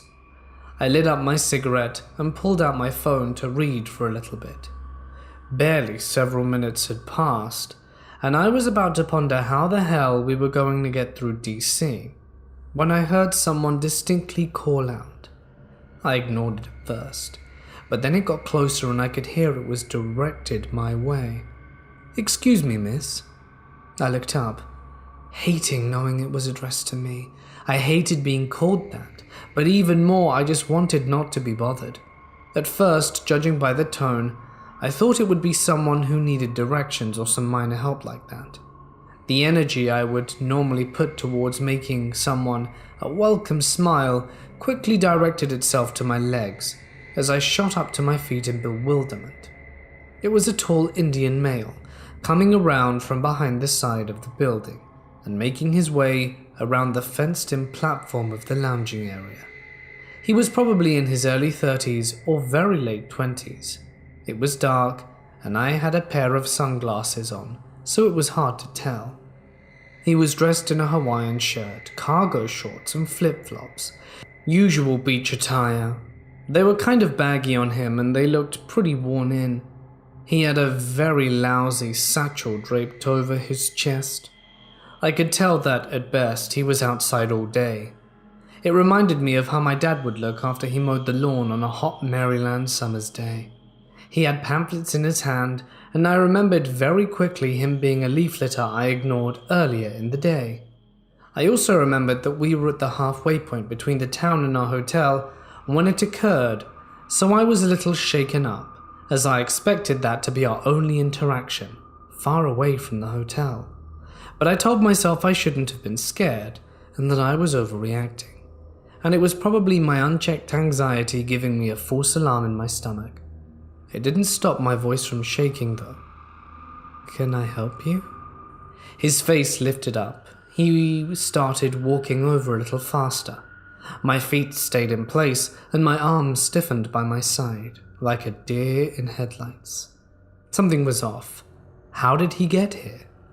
The first thought I thought of scared me, but it also filled me with doubt, thinking that there was no way he could have followed me all the way back here, after all those twists and turns and the stores we went to, all the time we split up into different groups and wandered around aimlessly to look for each other. After all that time had passed, I wasn't sure, so I asked him, not really expecting him to admit to following me back to my hotel, if he really was guilty of that. "Did you follow me here?" That's when he went off. "When I saw you, I thought you were the most beautiful girl I'd ever seen. I had to talk to you." I stopped listening after that. My heart dropped. Then it went into overdrive. I was stalked for miles on end and hours. And judging by that opening, I had very little doubt that he wasted no time to follow me, and I hadn't noticed the entire time. Not only that, the 6 other people around me hadn't noticed either. It was scary to think how life went on so unsuspectingly that day. I started to blame myself for not noticing. I was being followed the entire time. How many times was I walking down the street and I could have just turned around to see him? Did he follow me into stores? Did he get close enough to know any crucial information about me? How many times was he able to just stand there and stare? Then there was a sudden proverbial click somewhere in my world. Like I had unlocked something, I became suspicious of his timing. It took only several minutes of me being alone, all past accompaniments fully and assuredly gone, for him to appear. It clicked that he was waiting for me to be alone. How long was he waiting? Why did he need to speak with me while we were alone? I didn't like that, and he was walking towards me. "Please stop," I said, not indicating what I exactly wanted to stop. "Stop talking. Stop walking towards me. Stop being scared," I said, loud enough, but I didn't say it strong enough. "Hell," I said, "please." Of course he didn't stop. He continued rambling on about how beautiful I was, and while getting closer, I panicked as he stuffed his pamphlets into his shoulder bag and took out his phone. It wasn't fair. He had a bag full of God knows what, and I just had my cigarette on the wet floor, a tiny lighter, my phone, and my thoughts. He told me how he wanted to have my social media, my phone number, and he told me he was going to take me somewhere with him, like a quick date, after we exchanged contact info. They weren't questions. He told me exactly what he was going to do. He said I was such a beautiful girl, and he was going to show me how good of a man he will be to me, and how he'll make me fall in love with him. He sprinkled compliments like it would make things less creepy. He must have known I was scared. He was talking so fast, like he wanted to tell me everything he wanted from me before he reached me. He got close enough to begin to climb onto the stairs onto the platform, tapping frantically on his phone in front of him. I was beginning to see how dirty he was. His sweat-marked shirt and shorts had holes in them. It looked as though he'd been outside all day for a week and maybe once washed up in a McDonald's bathroom with hand soap, and his phone screen lit up his face. I got a good look at him. It felt like staring at a car accident. He was poorly shaven. His eyes were wide, dark, and bloodshot. I don't know if it was because of lack of sleep, drugs, or both. He looked filled with a joyous and deranged hope. All I know is that they did nothing to lessen the unsettling feeling that toothy grin gave me as it stretched maniacally across his face as he continued to talk down at his phone. For whatever reason, whether it be he was starting to step into my territory, seeing his face, or some other third thing, that's when my fear turned into anger. I've been harassed by one too many people at this point in my life to not get angry and fight back and win. But I knew that there was no way in hell I could screw up any more than I was now. If there was one thing I knew about people like him, is that by choosing to do that in that moment is because he's a coward. "If you take one step more towards me, I'll scream," I said as angrily as I could, for someone who was close to collapsing on the floor and crying like a baby. Of course, I was right in front of a hotel with balconies and neighboring hotels, and even though there was almost no one close enough to me outside at this moment, I knew he wasn't going to take the risk. I don't know why I threatened him and didn't do it just there and then. I don't know what I was trying to prove and to who, but this was the plan now. He stopped and looked up at me, his eyes wide, but his creepy-ass smile gone, replaced with a slight agape snarl. I saw a mix of emotion shake through him, shock and anger with fear and then more fear. After a beat of silence, he began what I knew would be an entourage of half apologies and reverse blame. Instead of walking towards me though, he stepped off the stairs and back onto the sand. I cut him off again. "No," and stomped my foot.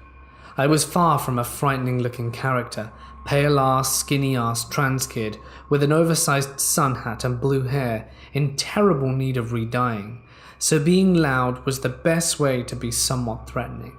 Thinking back on it, I kinda think it's funny how stomping my foot and saying no like a toddler made him look even more scared. I started to walk forwards towards him, anger pushing away every other emotion.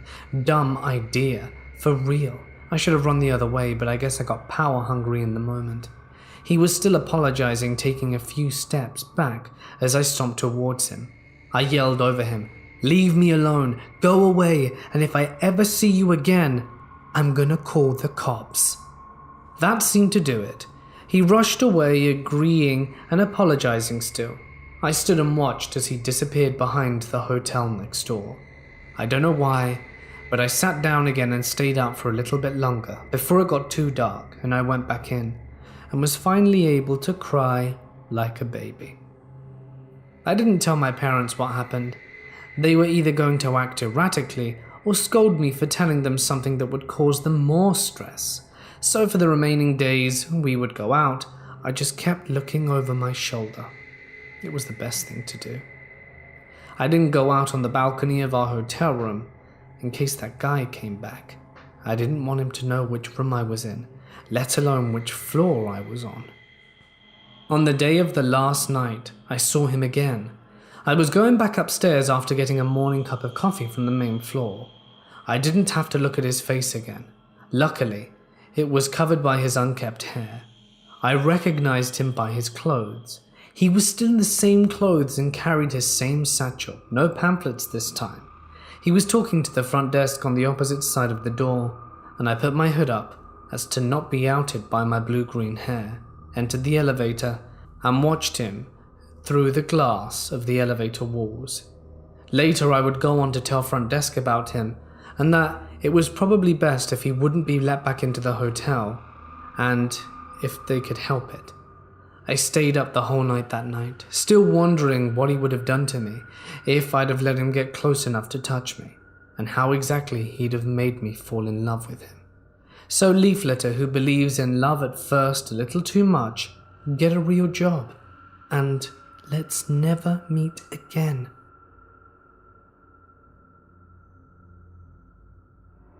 I work at a place with 5 floors and a basement. It used to be houses for nuns and priests. I got called up for a night shift since a colleague called in sick. I'd never done a night shift there, so I took the opportunity to see what it was like. 4th floor. Doing your rounds isn't the creepiest thing at all. The creepiest thing is going down the stairs again. You see a black figure walking in the hallway, just your average shadow, you know. The thing is, the lift sometimes randomly goes to that floor during the night, as if someone's calling it.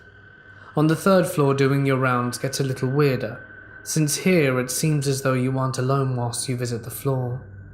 You see shadows on the walls passing you, as well as hear footsteps. The 2nd floor is exactly the same as the 3rd, except for a painting. It has a woman, and it sometimes changes positions, or even completely vanishes. On the 1st floor, you sometimes hear the piano play, a D on the floor above you. Just that one random note. On the main floor, there is a black leather couch in the hallway, where you will sometimes find a see-through man with a cigar and newspaper. He smiles and will completely vanish just as you go to greet him. In the basement, there are helpful poltergeists.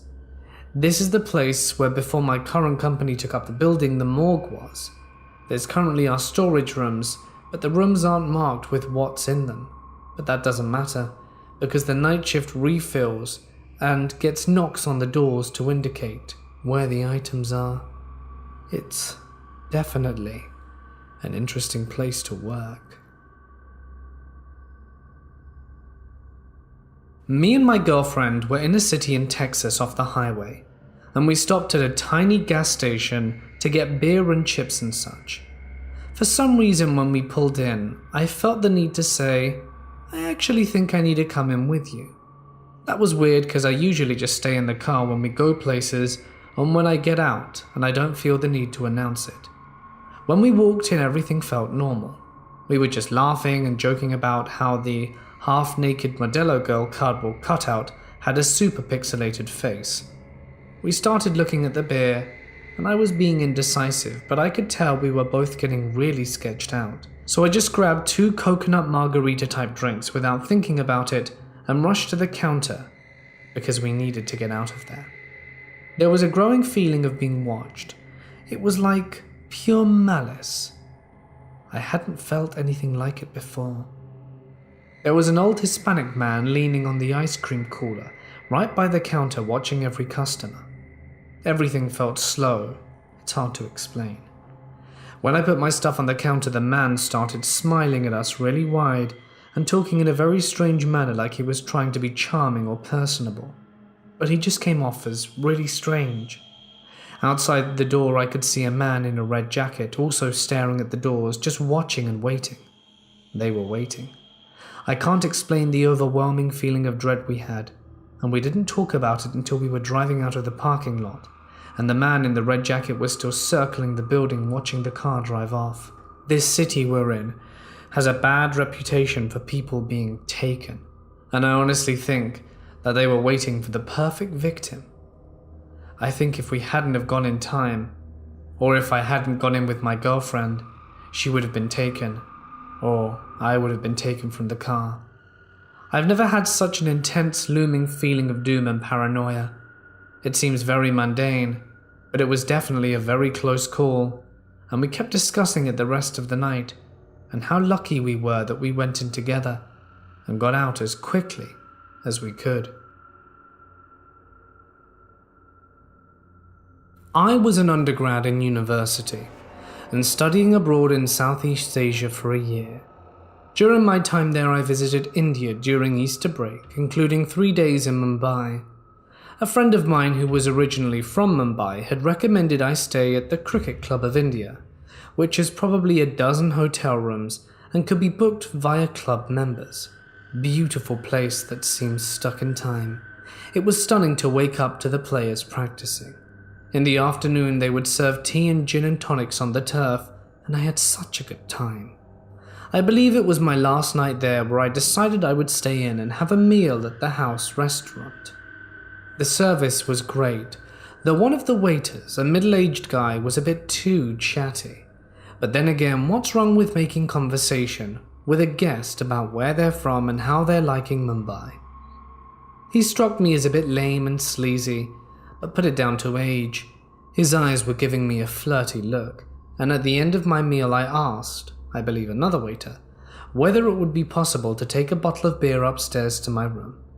Sure, we'll bring it up, which was odd because I could have just taken it with me, but this place was so old and stiff that I'd figured I'd stick to their customs.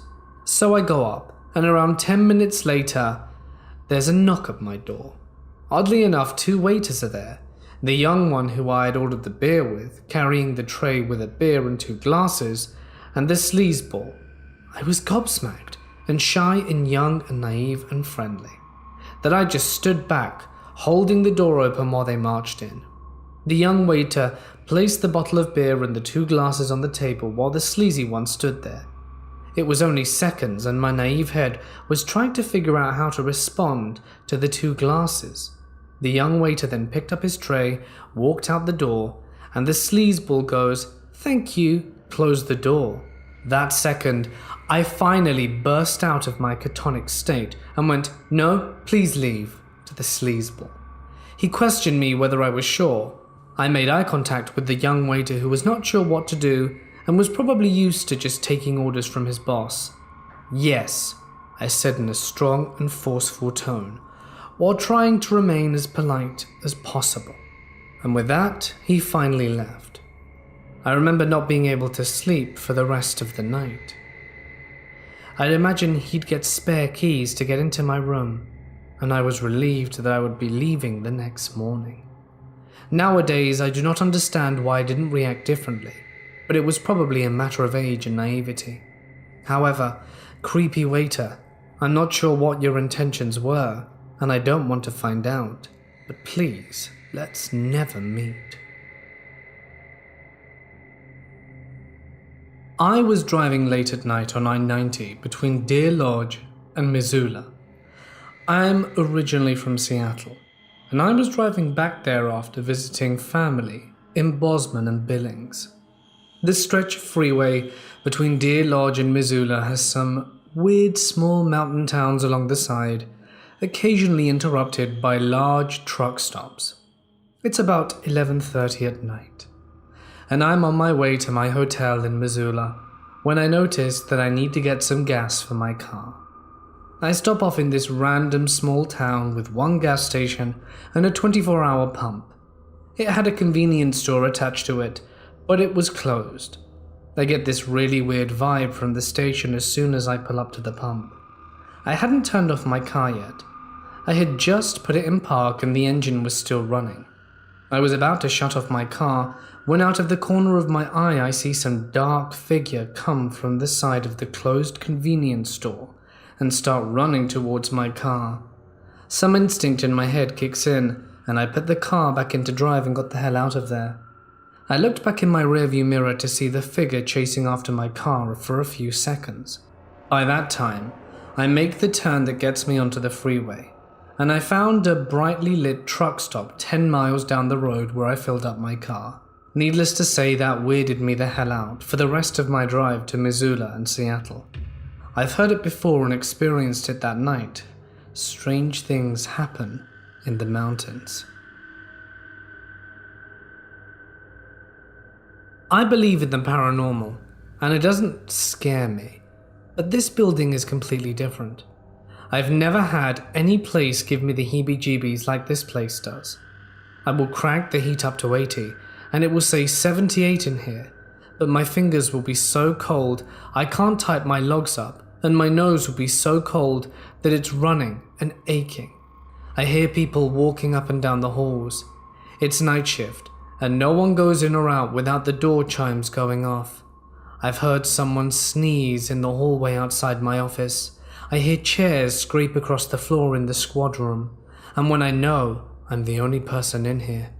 I've seen one apparition, a blonde-haired girl with grey sweats pulled up to her knees in a white button-up shirt, blonde hair with dark roots and white tennis shoes. I saw her plain as day, walk from the bathroom to the squad room with her hands up to her face. I literally thought someone was in the building and called an officer in. There was only one way in and out, and I don't know how she didn't go past me. We found no one. Now I work for a tribunal police department in Oklahoma, so this was all Indian land at some point. But that wouldn't explain the girl I saw. I work the night shift, and I've learnt the normal sounds of the building, like the ice machine or the wind blowing through the attic. But some nights this place just gives me the icy chills, just that feeling that you shouldn't be here. I've heard my name being called, and I mean my first name, but I go by my middle name, so very few people know my real name. We have a couple who are terrified to work the night shift by themselves, so here I sit. Now every other place I've worked, I've always had the same little, what I call Fred pranks, where my drink or pen will disappear, but I find it somewhere weird later on. Someplace I hadn't yet even been in the building. But this place is just beyond creepy. We were on a road trip back from a wedding. We were in who knows where, Indiana, at about 2 a.m, and my friend had to pee. So he pulled into the gas station that looked like it'd been abandoned, or at least part of a post-apocalyptic aftermath, and he decided he needed to go behind the building to pee real quick. There was one car running with the driver sitting in the parking lot, which happened to be 20 feet from the side of the building he just walked behind. All three of us remained in the car and were watching him like a hawk, and he got out and stood by the passenger side of his car, kind of looking towards where my friends were, super shady. All three of us simultaneously unbuckled our seatbelts, because if he'd started heading back that way, all three of us were too. Anticlimactic, nothing ever happened. He got back into the car after what seemed like an eternity. My friend got in completely unaware of what happened and drove off. I have relatives in Mexico that live in the Rancho. It's a small town sort of village, not third world but very humble. Since I was a child, we would visit every winter while my dad was on break from his job on the farm. It was great. Lots of fun playing with my cousins, not having a care in the world. At night, the whole place is just overly creepy. Everyone has a story of experiencing something paranormal, including my family. Every corner has a story of something that appears or happens. So while I spent many nights scared out of my mind, thankfully, nothing ever happened to me. Until about 3 years ago. I'm 29. I hadn't visited in a while, since I was now an adult with a job and responsibilities. The place is pretty much the same, and the nights are just how I remembered them. Only now, obviously, instead of playing games, I'd go out and have drinks with friends and the typical adult fun. Honestly, it helped with the sleeping. I'd come home drunk and sort of just pass out without too much trouble. The nights I didn't go out and drink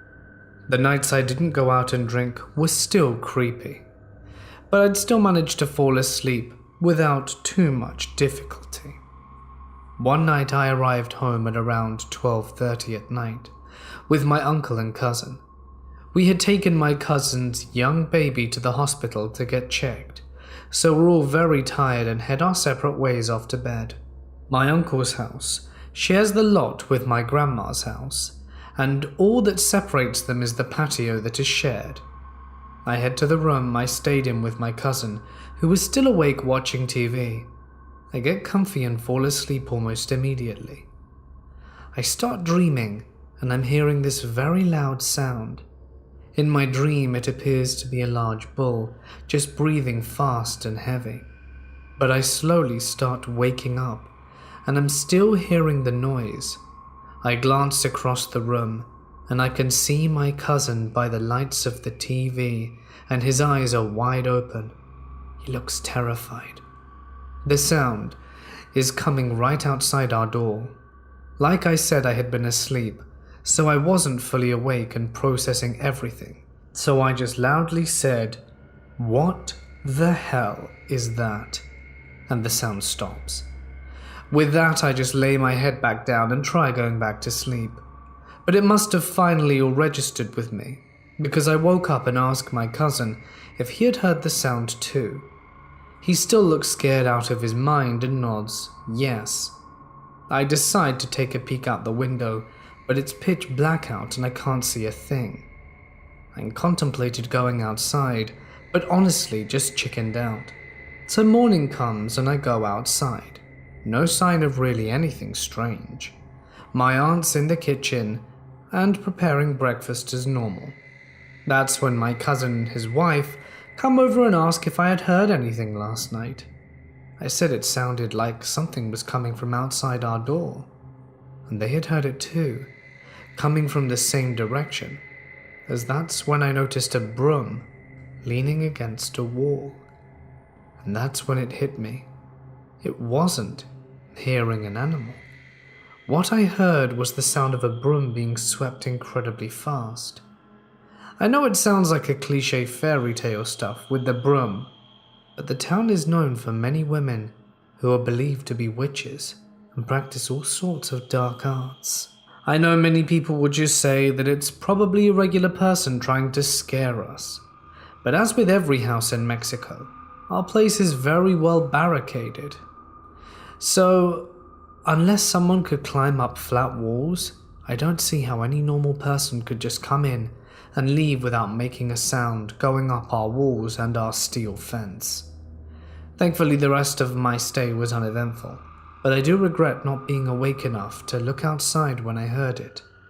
I don't know what I would have seen, and I don't know if I want to know, but I'd rather not wait for it to happen again to answer those questions. This story I've never had an explanation for, but here goes. A number of years ago, I was doing a big solo drive. I don't want to say from where or to where, but it was at least a 10-hour drive which I was splitting up over 2 days. It was about 2 a.m. and I knew I needed to sleep. In the distance, after about a mile, I see a rest stop and pull up, opting to take a nap for a few hours so that I can reach my destination in the morning. That's when I turn my car engine off, turn off the little lights, and recline my seat, lock the vehicle, and try to get comfortable for what I'm hoping is no more than a few hours worth of sleep. I'm about 10 minutes into tossing and turning, unable to find a comfortable position in my car, but my exhaustion is almost getting the better of me. That's when I hear something. My ears perk up, and I slowly bring my head to look out the window. It's quite dark, and I see figures coming from the tall grass. They're moving out of the darkness, holding up old-looking torches. I see them move past the rest stop and cross the road. There must have been about 100 of these hooded figures, all wearing black with their old-timey lanterns. I couldn't stop staring at them. Were they ghosts? What the hell was going on here? I just about soiled myself in fear when one of the hooded figures with a lantern looks over in my direction. I stare back at him, speechless, clueless as to about what's happening next. He just gives me a little nod, a nod that says, "You didn't see anything." And with a little tinge of malice in his eye, I nod back, and he looks away and walks on. They make it to the other end and go who knows where. Safe to say, I pushed my seat back up, turned the car back on, double-checked the locks, and kept on driving. I made it there in record time, and no longer stop at rest stops for naps anymore. When I first started escorting, I was completely clueless. I was desperate and usually would text with someone who got my number off a site and arranged a meeting. These guys were usually married and couldn't go to their place, so we would do car dates. Real cheap stuff before I knew what kind of money I would be making. Save the judgment because it's my job. Anyway, I get this text from a guy a few weeks in. He's early 40s, single, and he said he'd love to meet me, but just seems way too into it. But desperate times, so I decide to meet with him. I let someone know where I'm going and walk out of my apartment and to the back of the complex to meet him. I knew enough to know I didn't want him to know where I lived. He's not the guy in the pictures, but that happens. These guys want discreet. We go to the hotel, I start to undress, and he stops me. We sit on the bed, and he tells me he wants me comfortable. I'm a tiny 5'4", 120-pound woman. Anyone could honestly take me. He climbs on top of me and pulls a knife out in front of my face. It's my knife. He slid it out my pocket. What's this for? Do you think you need it? It wouldn't have helped. If I want to hurt you, I definitely could. I'm freaked the hell out at this point. I'm pinned under this guy who's really short, but has a marine background and about 125 pounds on me. We finish the deed, and I clean myself up and get dressed. Our time's been up, but he keeps himself between me and the door. It's hella uncomfortable, as he keeps telling me about things he could do to me if he wanted to, and that he could get away with it. I eventually make it home and say that I won't be seeing that one again. But weeks go by and I'm desperate and ended up having 3 to 4 dates with this guy, and he got increasingly creepier and more possessive. I ended up telling him to lose my number and had to block him. Some of these men walking among us are truly psychos. And Ray Ray, let's not meet again. This happened about 6 months ago. Me and my brother were eating at a rest stop, taking breaks before we reached back to our university, almost 2 states away. While we're eating, this girl around the age of 10 to 12 suddenly greeted us in a sing-song fashion that made me perplexed. Her words were scripted, like for a child's commercial. Then she said she wanted to promote some products. I was stunned. How could there be an organization that is exploiting kids like this? First and foremost, she asked us to follow their Instagram, which just shows how they encourage young entrepreneurs, and it looked decent enough, definitely not shady. But this kid approached us with scripted words and unnecessary compliments as a way to make us buy their stuff. And the products are overpriced. A key strap, they said, was originally 20 Rand, but that they would sell it to us for 10. I know goddamn well I could probably buy the exact same one at half the price. She also offered us some masks because of the haze, but that's overpriced as well, and not the good kind you're supposed to be wearing. She then asked us where we were heading, and we kept it vague and said we're going back to college. She recognized the institute and said that she's from the same state as there, and I was almost fuming because we were 2 states away, almost 3 hours on the road, and there was this severely underage minor promoting products at a rest stop after the sun has set. Where the hell are her parents? Eventually my brother caved and brought the strap, because we both couldn't figure out how to refuse politely this kid that would keep pushing us to buy their stuff. She wasn't the only one there, by the way. There were kids wearing the same t-shirts hovering all over the place, pestering people while they're eating. I know this really isn't that horrifying or disturbing, because it's just someone trying to sell you something, but think of the implication here. What kind of person sets their child up in an organization where they just badger people to buy things? I don't think that's right. I think that's definitely a recipe for disaster. I used to make friends with security guards on my secondary school while I was schooling, and they'd always share creepy stories. One of the stories was about the computer lab. So the computers in the lab will turn on and off by themselves after school hours, and there was no one around. So at first the guard thought that a teacher who conducted classes earlier forgot to check, so he turned them off one by one.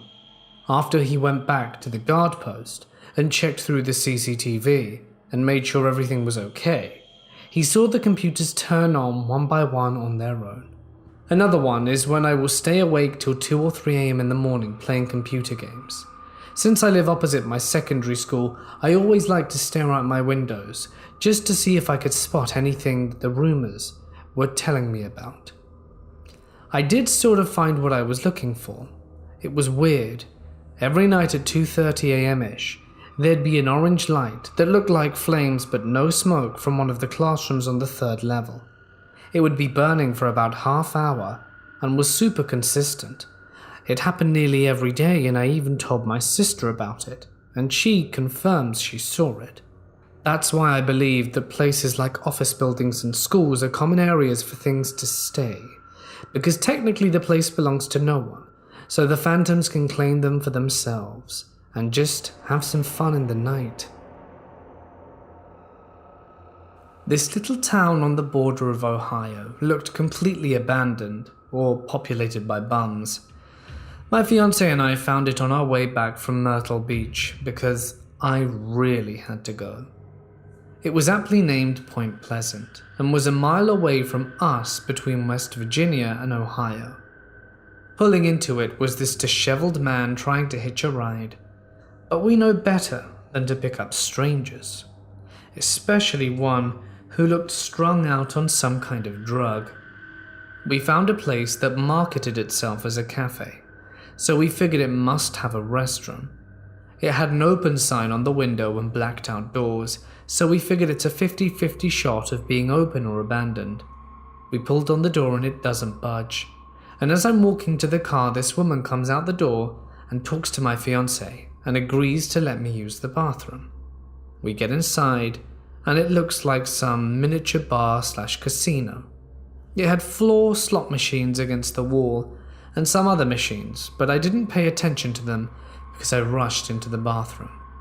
On my way out, I didn't see my fiancé anywhere, so I figure he's in the car. The woman who let me in kept asking where I was heading, which might have been her attempt at polite small talk, but I was quite eager to leave. On my way to the car, Hobo Joe, who was hitchhiking earlier, spotted me walking there. I go and peer inside. My future husband was nowhere to be found, so I started checking all the doors, which proved to be no good. Hobo Joe was starting to get close when my fiancé comes out of the creepy casino after using the bathroom himself.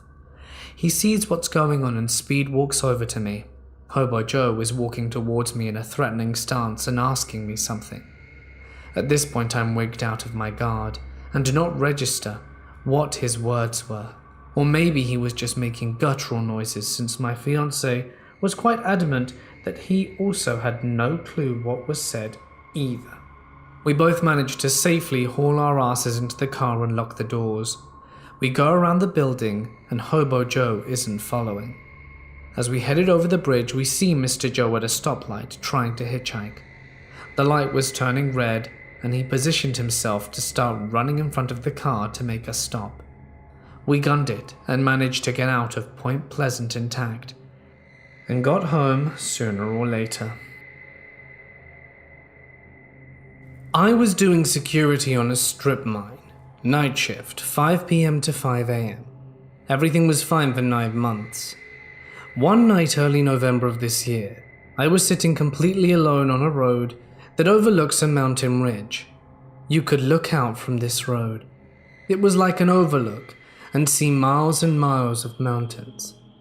There were maybe 30 minutes of daylight left and the sun started to set when I saw small orange and white orbs starting to glow from a nearby mountain inside the tree line. Slowly, as the night fell, I saw the orbs that were glowing in the mountain start to rise from the tree line up into the air. I looked all around me in awe to see dozens of orange, white and green orbs hovering above me in the sky. Some of them danced, and some of them floated stationary. It was the strangest thing I've ever seen. It began occurring regularly every night that I would work. On one occasion I saw a bright, glowing orange orb that looked like a fireball come out of a nearby mountain and fly across the sky very slowly right before it would disappear again behind another mountain. The last night that I worked up there, I was sitting there watching the ridge light up with orbs, and then I saw this huge orange one look almost as if it was coming from within the mountain and shot up into the sky as it got closer to me. I witnessed it travel a mile in less than 30 seconds, and it looked like a giant ball of fire. It got about 300 feet away from me, and it was like nothing I've ever seen or witnessed before. It looked like a giant orange fireball of gas with pulsating lights coming out from it. I felt super weak and sick to my stomach, but I was terrified. I raced off the site as fast as I could, in the company vehicle, almost feeling like I was going to vomit from terror. I'd really appreciate it if anyone had any kind of explanation for what I saw. We stopped at a rest stop in Florida. I've been to this particular stop several times, and I must note that I've always picked up creepy vibes from it. But it's a rest stop, so what do you expect? I got out the car and walked to the ladies' room. When you walk in, there were sinks on the left and stools on the right, and straight ahead at the end of the room was a door labeled staff only. So I went into the stall and did my business. When I stepped out, I started washing my hands. Everything was normal. Suddenly I heard a door open, so I glanced to my right, fully expecting to see someone walk out the stall. To my surprise, it was a man walking out of the staff-only door. I stood there for a moment just staring at him as he stared back. He shuffled over to a stall and walked inside, and walked out and started heading to the next stall in it. I didn't take the time to see what he was doing, I just got out there quickly. It was pretty creepy. I thought about it could have just all been a misunderstanding. Maybe he thought it was empty and had to clean it. The only problem was he had no cleaning supplies, and usually a female would clean the girls' bathroom. There should have been a female co-worker there with him if he did have to clean it.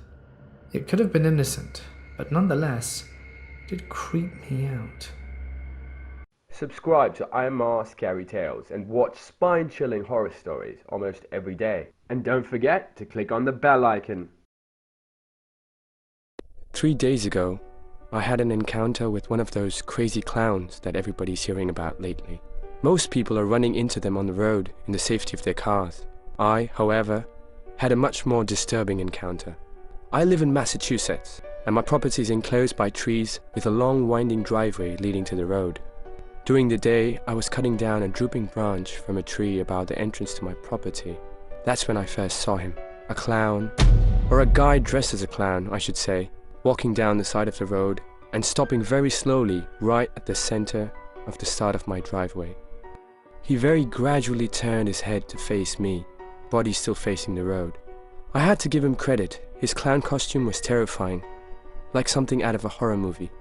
I chuckled to myself and smiled in his direction.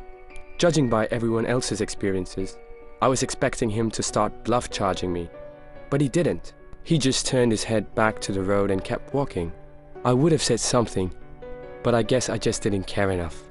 That night, I did my usual locking up of the shed outside and shutting off all the lights. When I got inside to start making dinner, I thought I heard something coming from outside. I opened the kitchen window a little more, but all I could hear was the wind and leaves blowing. I shut the window completely now and resumed making the food. I almost had a heart attack when there was a heavy, aggressive knocking coming from that same window I had just shut. My whole body immediately went into panic mode. I felt every body part shaking, and my heart thumping twice as much as usual. I took the knife I had sitting on the counter and brought myself to look outside the window. But it was literally too dark to even see past the glass. Once again, I struggled to sum up the courage to do something that I felt needed to be done. In this case, it was time to turn on the patio light and go outside. So I walked over to the back sliding glass door, put my finger under the light switch, afraid to flick it, waiting for a good 5 seconds, and finally I did it. The horror I was afraid to experience out there came prematurely, before I could even step outside. The patio light exposed the same clown from earlier, standing right outside the sliding glass door, head tilted like a dog staring at me behind an ugly mask. I could have, and probably should have, opened the door right there and then, and stabbed the guy, or at least threatened him, but it's so easy to think back and say I should have done this or that. Instead, I simply ran upstairs to the telephone, where I called the police. I could hear banging on the heavy glass door downstairs, all the way up from my bedroom. And it got worse as the clown started pounding with both hands repeatedly, as opposed to the slow and steady knocking he was doing before. It got worse when the clown started screaming like a psychotic asylum patient over the sounds of the pounding of the door. I felt like I was going to die. Literally every minute that went by that the cops hadn't arrived felt like forever. The screaming and banging finally came to a stop when I heard a familiar voice outside yelling, "What the hell are you doing? And get the fuck out of there!" I looked out the window to see Mark, my neighbor, walking over with a rifle in his hand. When I went outside to greet and thank him, he told me that the clown ran off into the woods. The cops arrived briefly after that and took down my description, did a quick 5-minute sweep of the property and left. Mark let me crash at his place for the night, just in case. We don't play with shit when it comes to our well-being and safety. So yeah, at the time that I'm sharing this with you, it was only 3 days ago that I was in the middle of this whole clown mess.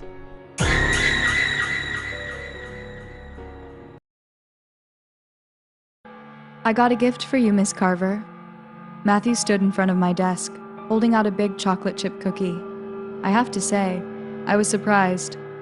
Matthew and I didn't exactly get off on the right foot. His grades were bad, and whenever I corrected him during class, I could hear him muttering, "You're stupid," or "so ugly," under his breath. But I knew his parents were going through a nasty divorce, and he was only 9, so I let it slide. And it seems my efforts paid off. "Thank you, that's so sweet," I said, placing it in the middle of my desk. To tell the truth, I didn't really want to eat the cookie. I was on a strict no-sugar diet to lose 5 pounds before my friend's wedding this weekend, so I didn't eat the cookie that morning. It just sat there, nestled between my pencil holder and stack of flashcards. But before lunch, Matthew came up to me and asked, "Are you going to eat your cookie now, Miss Carver?" And finally, I felt kind of bad. So when Matthew came into class after lunch and saw that the cookie was missing, he looked shocked. "You ate it?" "Yes, I did," I said with a smile. "It was very good."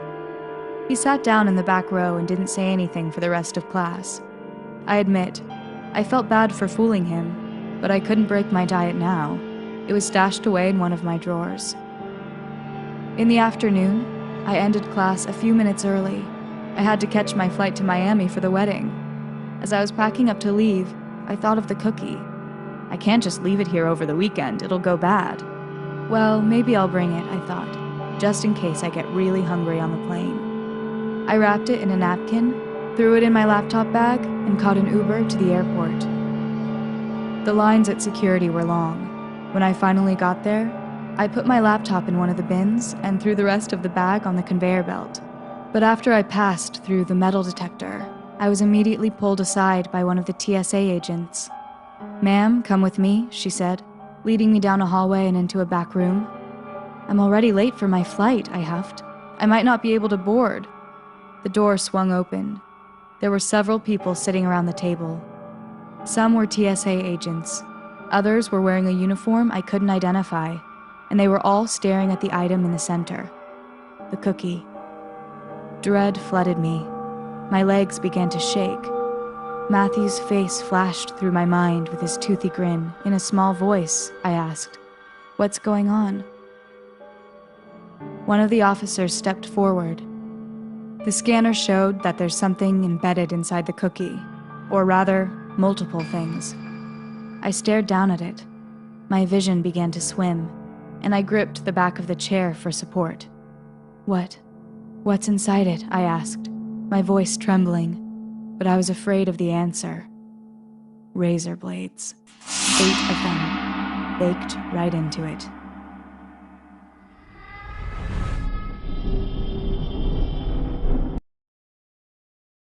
One of my relatives passed away suddenly. I never met the woman. She had a daughter who was 4 years old. The little girl's name was Yuki. Her father wasn't able to raise her on his own, so he asked my aunt to take care of her. The little girl refused to be alone and never left my aunt's side. It started to become a problem. My aunt couldn't go anywhere without Yuki. She constantly needed attention. Even my aunt's own daughter started to get jealous. One day, my aunt told me she had to go out of town for a couple of days and asked if I would babysit the little girl for her. I said it would be my pleasure. I lived alone and I could do with some company. A few days later, my aunt dropped Yuki off at my apartment. As she was leaving, she took the little girl aside and said, "Yuki, please be good, behave yourself." When my aunt was gone, I tried to talk to Yuki and play some games with her, but the little girl's behavior was very strange. She had a teddy bear tucked tightly under her arm and never let go of it. She never smiled. She never spoke. All she ever did was sit quietly in the corner and stare at the wall. It made me kind of uneasy. I was trying to find something that would entertain her. I had just bought a new digital camera, and I decided to let Yuki play with my old one. When she saw the camera, her eyes lit up. I showed her how to use it, and she went around my apartment taking pictures of everything. There was a bright smile on her face. That evening, I discovered how difficult Yuki was to deal with. Whenever I tried to leave the room, she started crying and screaming out my name. I couldn't leave her alone, or she would create a huge fuss. She even insisted on going to the bathroom with me, which was very embarrassing. At bedtime, she refused to stay in the spare room and insisted on sleeping in my bed. I read her a bedtime story, and after a while I managed to get her to go to sleep. That was when I noticed her teddy bear. One of its legs was charred and blackened, as if it had been burned. It made me wonder. In the middle of the night, I was awoken by a strange noise. When I turned over, I saw that there was something wrong with Yuki. The little girl's body was trembling and shaking.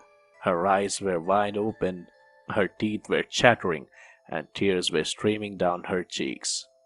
I held her close and asked her what was wrong. "She's looking at me again," she mumbled. "Who is?" I asked in surprise. "The dark woman," replied Yuki. She wouldn't say anything more. I tried to tell her it was just her imagination, but she kept shaking her head and whimpering. It took me a long time to get her to go back to sleep. The next day, Yuki was fine again. She loved playing with my digital camera. When it was time for her to go home, I told her she could keep it. Yuki hugged me. Although she didn't say anything, I could tell she was overjoyed. I dropped the little girl off at my aunt's house and stayed to have a cup of tea. My aunt thanked me for taking care of Yuki. We spent a while chatting at the kitchen table. "Poor little thing," said my aunt. "She hasn't said a word since her mother died." I couldn't control my curiosity. "How did Yuki's mom die?" I asked. A strange look came over my aunt's face. "She died in a fire." "How did the fire start?" I asked. "Well," my aunt hesitated. unwilling to talk about it. It's a very sad story. She committed suicide. Yuki's mother was a very troubled woman. She poured gasoline over herself and lit a match. She burned herself alive. "Oh my God," I exclaimed. "How horrible." "Yes," said my aunt. Her family was so shocked they hushed it up and pretended it was an accident. We had a small funeral, but only close relatives were invited. Yuki wasn't there. She doesn't even know her mother is dead. She thinks her mother is just on a long holiday. We haven't had the heart to tell her the truth." "Poor Yuki," I murmured. My aunt nodded her head sadly. "Poor Yuki." A few days after that, Yuki died. My aunt was trying to change Yuki's behavior. At night, she forced the little girl to sleep in her own bedroom. Even though Yuki screamed and cried, my aunt left her there alone and locked the door. In the morning, she found Yuki lying motionless in bed. The poor little girl was dead. Nobody could understand what had happened. The coroner couldn't determine a cause of death. There wasn't a mark on her body.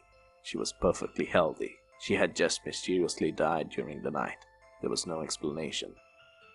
After the funeral, I went back to my aunt's house. Everyone was very sad. She returned the digital camera I had given to Yuki. I took it home with me. It was something to remember her by. The memory card was full of random photos that Yuki had taken.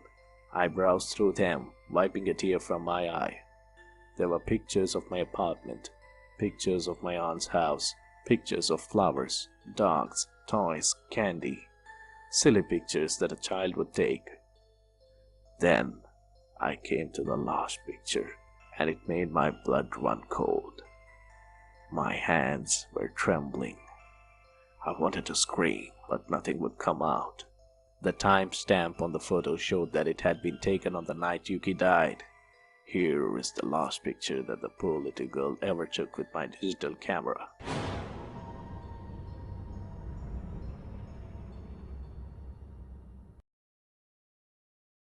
I'm sure by now we all know what Fortnite is. I'd known about it for the longest time, but I never actually played it until my friends basically forced me to download it and play it with them. They wanted to play in squads, which is what it's called when you play in groups of 4. My 4 friends were Evan, Xavier, and Braxton. Evan was hands down the best player and basically the initiator of this group. Xavier was the second best, and then there was Braxton. Braxton only spoke on his headset when he was in trouble or needed help. Evan, Xavier and I, on the other hand, just goofed around and talked the whole time. The two of them did their best to explain how to play to me over the headset. Anyway, none of this really matters. I'll skip ahead to the important part. Evan stopped talking, and there was a good 10 seconds of silence.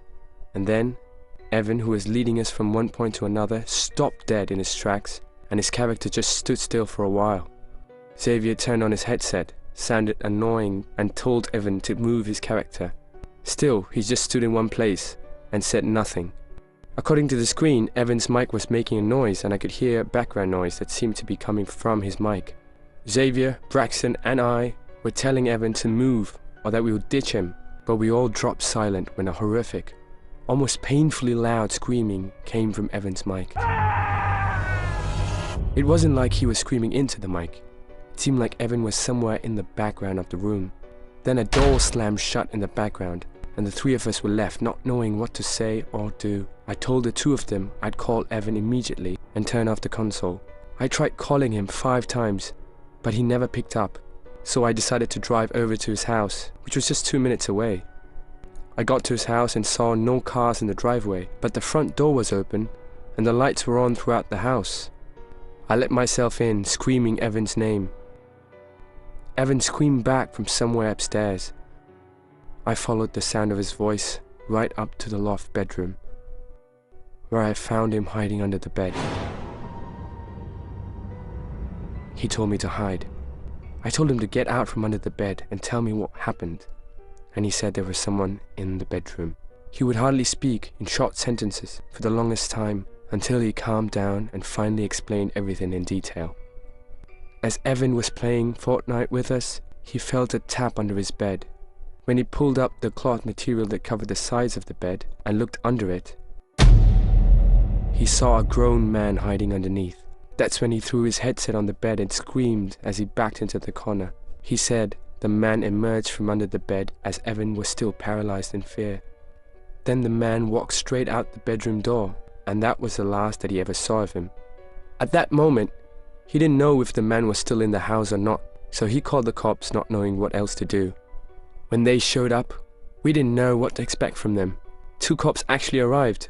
The male officer went inside of the house and looked around while the female officer stayed outside with us with a small pocket notebook in her hand, writing down everything that Evan described to her. And just like that, the cops left. I stayed over at Evan's house that night just to make him feel better. We all still play Fortnite together, and now I've become much better at it. When I was growing up, there was a girl in my neighborhood who was very weird. All of the other kids were freaked out by her. One day, she told all the kids that in the forest behind her house there were dead, bloody people. When they heard this, all of the kids freaked out and told their parents. Their fathers had to go out and search the forest, just in case. All they found were candy wrappers and empty beer bottles. After that, all of the kids in the neighborhood refused to go near her, including me. A few years later, my parents divorced.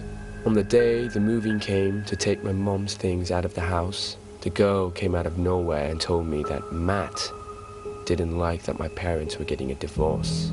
I had no idea who Matt was. Even though I stopped being friends with her, my dad was still friends with her parents. My dad told me that Matt was her imaginary friend. Her parents had told him all about the problems that they were having with her. Matt was often too physical. They claimed that Matt could control the lights and could even make the power go out. They said Matt also knocked on doors at night. If he was ignored, the banging on the doors would start. A few years later, my dad decided that he would invite the girl and her parents over to our house. I begged my dad not to do this, but he thought it would be nice to catch up with them. When they came over that night, my dad told me to entertain the girl, so I brought her to my bedroom, and she seemed to be acting quite normally. She even told me how nice my room was. However, I was still creeped out by her.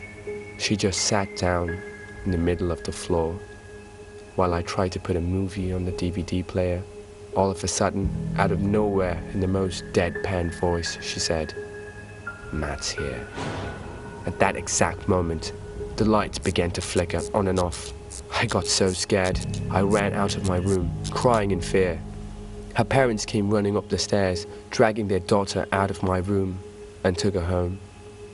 For weeks afterwards, I refused to sleep in my bedroom. I haven't heard much from that family ever since. I heard that Matt still controlled the lights, but I don't know if he's still around. To this day, whenever the lights begin flickering or a bulb blows, it still freaks me out.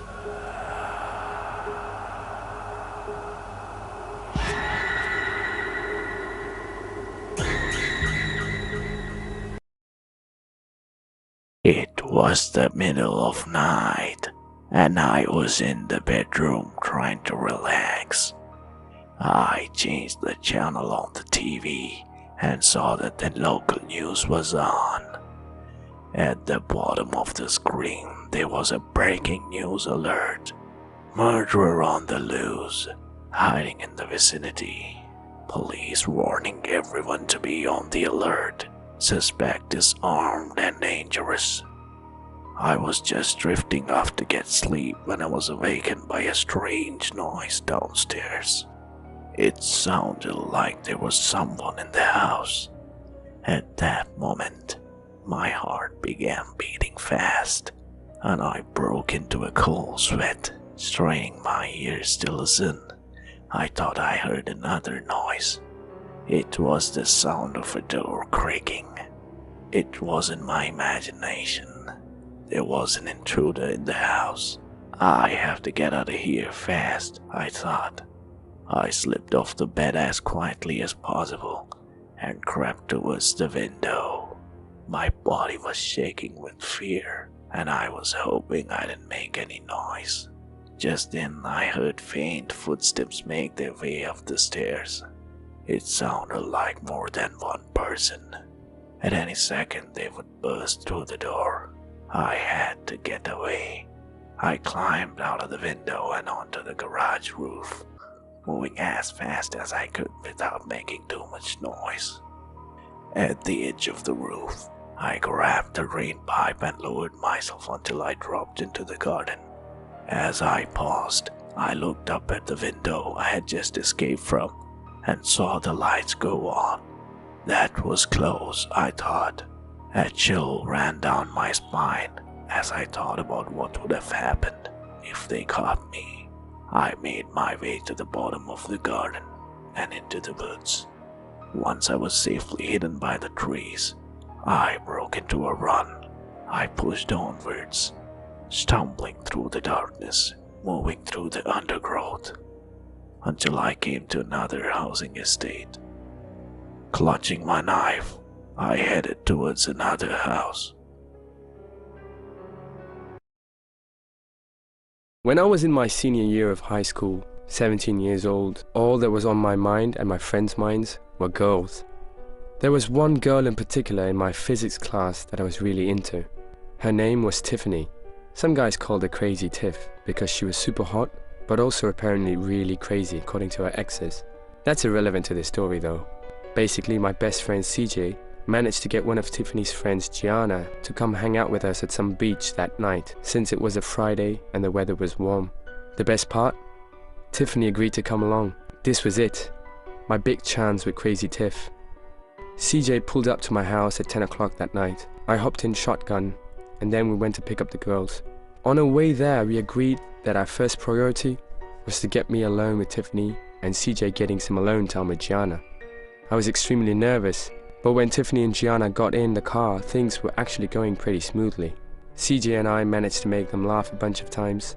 By the time we got to the beach, I was confident Tiffany and I would vibe really well alone. I don't remember the tiny details of what happened after we stepped out of the car and onto the dunes, but I do remember the beach being completely void of any other people, and CJ somehow managed to go off alone with Gianna into the darkness. After a few minutes, just like we planned, Tiffany and I took a little walk down to the water and wet our feet and whatnot. Then we just laid on the sand and talked for a while. Things were going smoothly until Tiffany pointed out to the ocean. "What is that?" she said. I looked to where she was pointing but didn't see anything. I laughed at her apparent illusion and got up to go closer to the water in the hopes of maybe seeing what she saw. My feet touched the cold water, and that's when I was close enough to see it. There was a long, thin object sticking out of the water. I entered a little closer and saw it moved. I jumped out of the water and ran back to Tiffany. "It's a person," I said quietly to her. It was truly bizarre, the fact that anyone would be in the freezing cold water at this hour. Tiffany wanted to move because she was uncomfortable, and it seemed like whoever it was just watching her somehow. It just felt like that. So we took a walk further down the beach until we thought we had privacy. We sat back down on the beach with nothing but the sound of the ocean waves and our voices. But Tiffany was once again the one to point out something. "You hear that?" she asked me. I did kind of hear it. It was like a smaller kind of splashing sound, but it stopped as soon as it started. We looked out to the ocean, and I heard Tiffany gasp. The guy was out there again. I was going to go out there and tell him to back off, but Tiffany told me no, let's just go. I was hoping she would. I just wanted to look tough in front of her. We got back to the car, and CJ and Gianna weren't back yet. Suddenly my phone started blowing up with texts, all from CJ. Apparently he'd been texting me in some kind of panic the whole time we were on the beach, and I guess I didn't have any reception out by the water. He texted me first saying, "Dude, some weird guy is in the water watching us." And then, "Yo, some weird deformed looking guy is stalking us, get to the car now." 5 minutes later he sent a couple of other texts, basically panicking over being followed by something in the dark. Keywords, something, not someone, something. His second to last text said he was going to come look for us and to answer when I got this. His last text was, "We're on our way back to the car, now, get there." He also tried calling me 3 times apparently. I called him back at once and he picked up right away, out of breath, not even letting me speak. All he asked was if I was near the car and I said yes. He said, "Good, stay right there," and hung up the phone. Less than 30 seconds later, Gianna and CJ came out of the surrounding darkness next to the Jeep. He explained the best he could while trying to catch his breath that some deformed-looking creature walking on two legs was following them. I didn't know whether to laugh at what he said or not. I told him about how we saw someone in the water too. He asked me to describe what it looked like. I kept getting confused by his way of describing the person as if it was a creature. I told him it looked like a really tall, lanky person standing in the water. He said he got a chance to take a closer look at it, and it was some kind of deformed humanoid thing.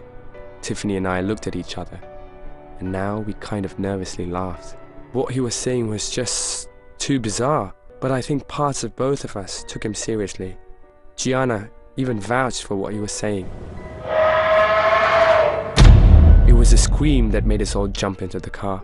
It was some kind of half-human, half-demonic kind of screaming. I can't describe it, you just have to hear it. Needless to say, we were all frantic in the car, asking CJ questions. But nearer the end of the ride, we all grew silent. I guess we were all just lost in our thoughts about what had happened.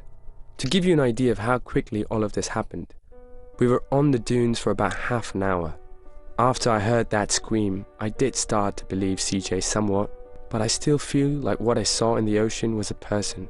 Just CJ's way of describing who or what was following him as some kind of deformed humanoid thing on the beach, that is what still freaks me out the most.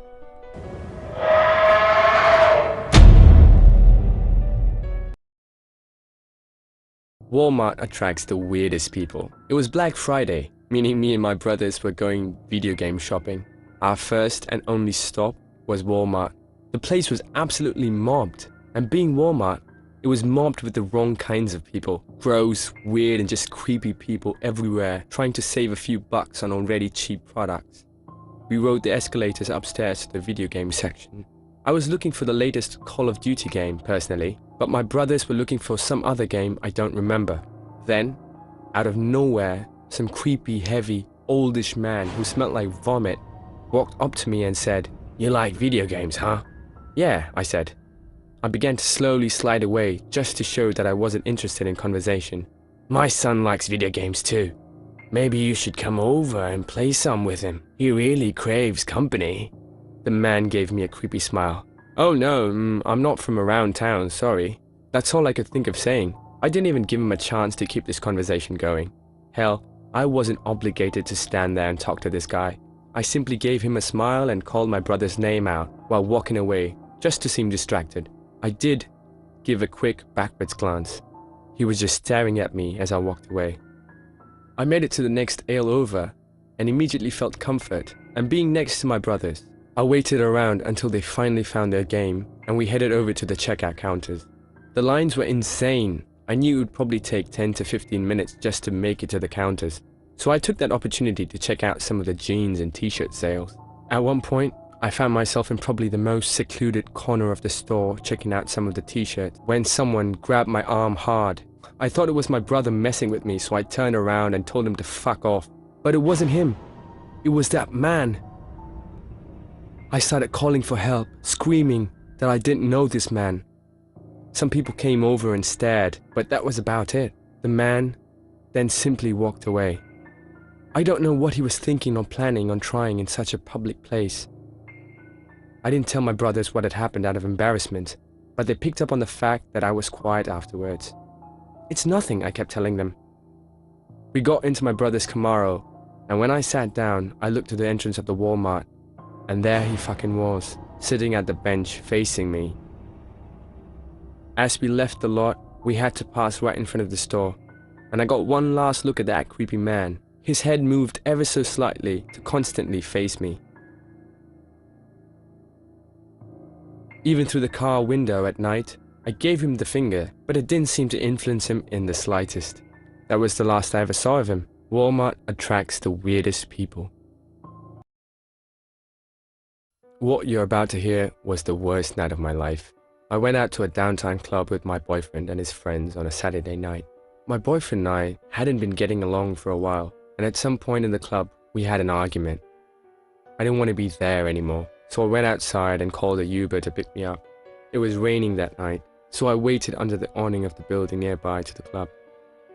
A white car pulled up in front of me and stopped. I walked over, and the woman driving rolled down the window. She said, "Uber?" And I said, "Yeah," and then a name. She said, "Yes." So I got in the back seat and I asked, "How are you?" And I'm pretty sure she didn't answer. When I didn't hear a response to my question, I shot a glance up from my phone for a second. That woman had both hands firmly planted on the steering wheel. She was driving in a very stiff, upright position. She also had very curly hair and a somewhat darker skin complexion. She was driving down the street I usually took to get back home, only she was going in the opposite way. I didn't want to speak up and correct her just yet, because maybe she was taking a different route. The further we went away from my house though, the more concerned and frustrated I got. Finally, I spoke up and told her that she was going the wrong way. She said in a horrible thick accent, something about how she was going to take the highway instead. I knew for a fact that the highway wasn't the quicker route though. Then my phone vibrated and I looked down to see the notification from Uber. It said on my screen, "Meet Uber driver now." I opened up the app and it said my Uber had just arrived at the point I was originally standing at, and the car I was supposed to get in was a black Nissan.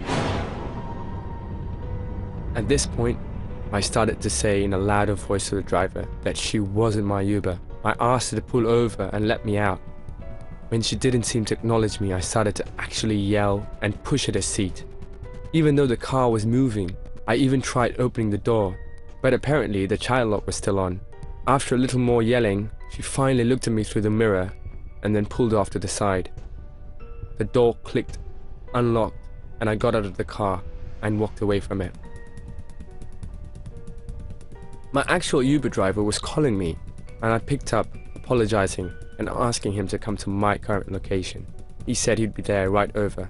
5 minutes later, the car pulled up, and when I got in his car, I explained everything to him. He stopped the car, looked at me, and told me I had just escaped a sex trafficking trap. There have been reports of multiple fake Ubers going around, trying to trick on suspecting victims and to get into the car to lure them away to unknown locations. It was apparently part of a sex trafficking ring, and the drivers were usually female to appear less intimidating to the female victims. I just want to stress to everyone to make sure the car you're getting into is actually your Uber. This happened pretty recent, about 3 weeks ago. Myself and 3 friends were hanging out at a shopping center one evening.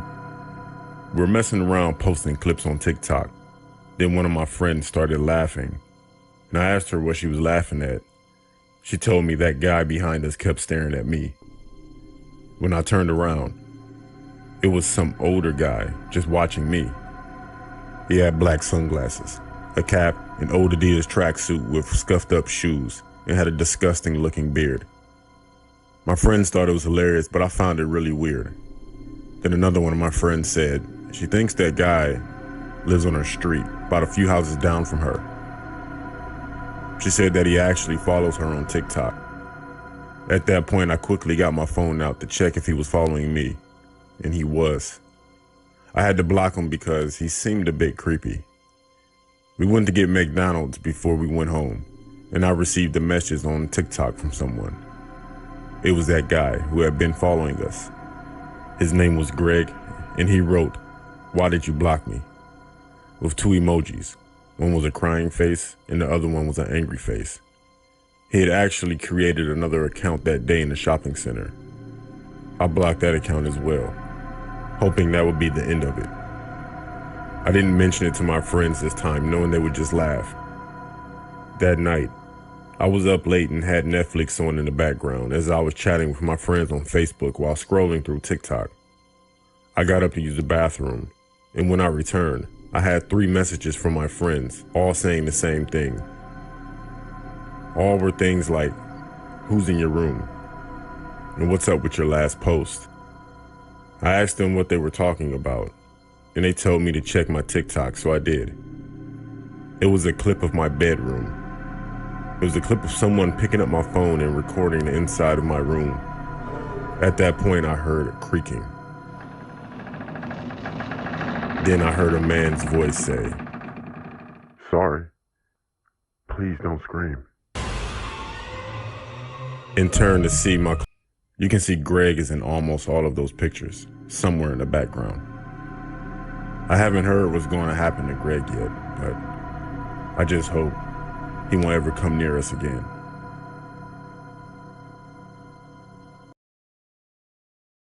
A few years ago, there was a young man named Brian who went to university.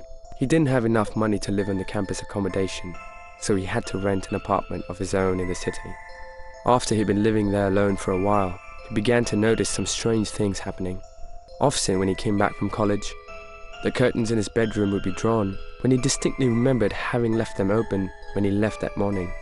At other times, some of his belongings seemed to have been moved, and other possessions were just nowhere to be found. These strange occurrences started to creep Brian out, so the young man decided to talk to his friends, Trisha and Alex, about the situation. They met him at a local diner, and over coffee, he told them all about the strange things that he had noticed. "Maybe I'm just being paranoid," said Brian, "but I just get the sneaking suspicion that someone is breaking into my apartment during the day while I'm at university and what?" interrupted Alex. "Rearranging your curtains and moving your stuff around? Who in their right mind would bother doing that?" "It sounds crazy, but you might have a stalker," said Trisha. "It's a possibility. If it's true, I think the best thing to do is to contact the police." "What can the police do?" asked Alex. "They're not going to spend their time keeping your apartment under surveillance. Besides, there's no damage to any of your things. There's no sign of a break-in. In short, there's no evidence." "So what options then?" pleaded Brian. "I can't just do nothing." "I know how to put your mind at ease," said Trisha. "It's easy. Just get a video camera, set it up in your bedroom, and leave it running when you go to college. If you really do have a stalker, you can show the tape to the police as evidence." "You know, that's a great idea," said Brian. "And if you're really just paranoid and crazy, you can show the tape to your psychiatrist," joked Alex. That night, Brian borrowed Trisha's video camera and brought it home. The very next morning, he hid it discreetly under some folders. Before he went to college, he pressed the record button and left it running. During the day, while he sat taking notes in lectures, the young man forgot all about the video camera. It wasn't until he arrived home and went into his bedroom that he remembered his plan. Taking the video camera out of his hiding place, he pressed the stop button. Then he took out his mobile phone and called his friend. "Hey Trisha," he said, "I just got home. I'm gonna watch the video." "Cool," said Trisha. "Don't hang up. Tell me if you see anything." He pressed play and watched the recording on the video camera's tiny screen. He saw himself leaving for university in the morning and closing the bedroom door. Then there was nothing. He pressed fast forward and scanned through the video. The room was empty. "Still nothing," he said. "I can wait," replied Trisha. "Anyway, there's nothing worth watching on TV at the moment." "Oh my God," cried Brian as he pressed play on the camera. What? What?" Trisha begged excitedly. "The door's opening," said Brian. It's a woman." "What is she doing?" asked Trisha. "Just standing there, closing the door, walking around."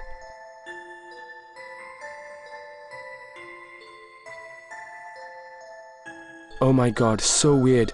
What does she look like? Long, black, stringy hair, tattered dress.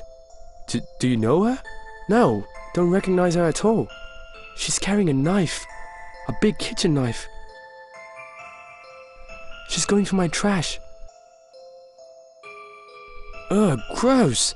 What's wrong with her?" "She's going over to the closet. She just got into the closet." "Okay, fast forward and see if she does anything else." He scanned through the video for a while, but the room was empty. "You know what this means," said Brian. "I have the evidence now. I can go to the police and they'll take me seriously." "I know," said Trisha. "They'll have to." "Alex is totally going to freak out when he sees this." "No doubt. He didn't believe you, but I did." "I know. You're a good friend." "Oh my God. What? Brian pressed play again. "The door's opening again," said Brian. "Who is it?" asked Trisha. "Oh, it's okay. It's just me coming home from college." He watched himself on the screen, shutting off the camera. "Let's go to the police now," said Trisha. "I'll go with you. We can show them the tape." "Okay, I'll meet you at the diner in 15 minutes, said Brian. "Okay, wait a minute," said Trisha. "You said she got into the closet. Did she ever leave? Brian, did she ever get out of the closet?" A chill ran down Brian's spine. Behind him, he heard the closet door creak open. "Brian, get out of there!" screamed Trisha. But it was too late. The phone went dead.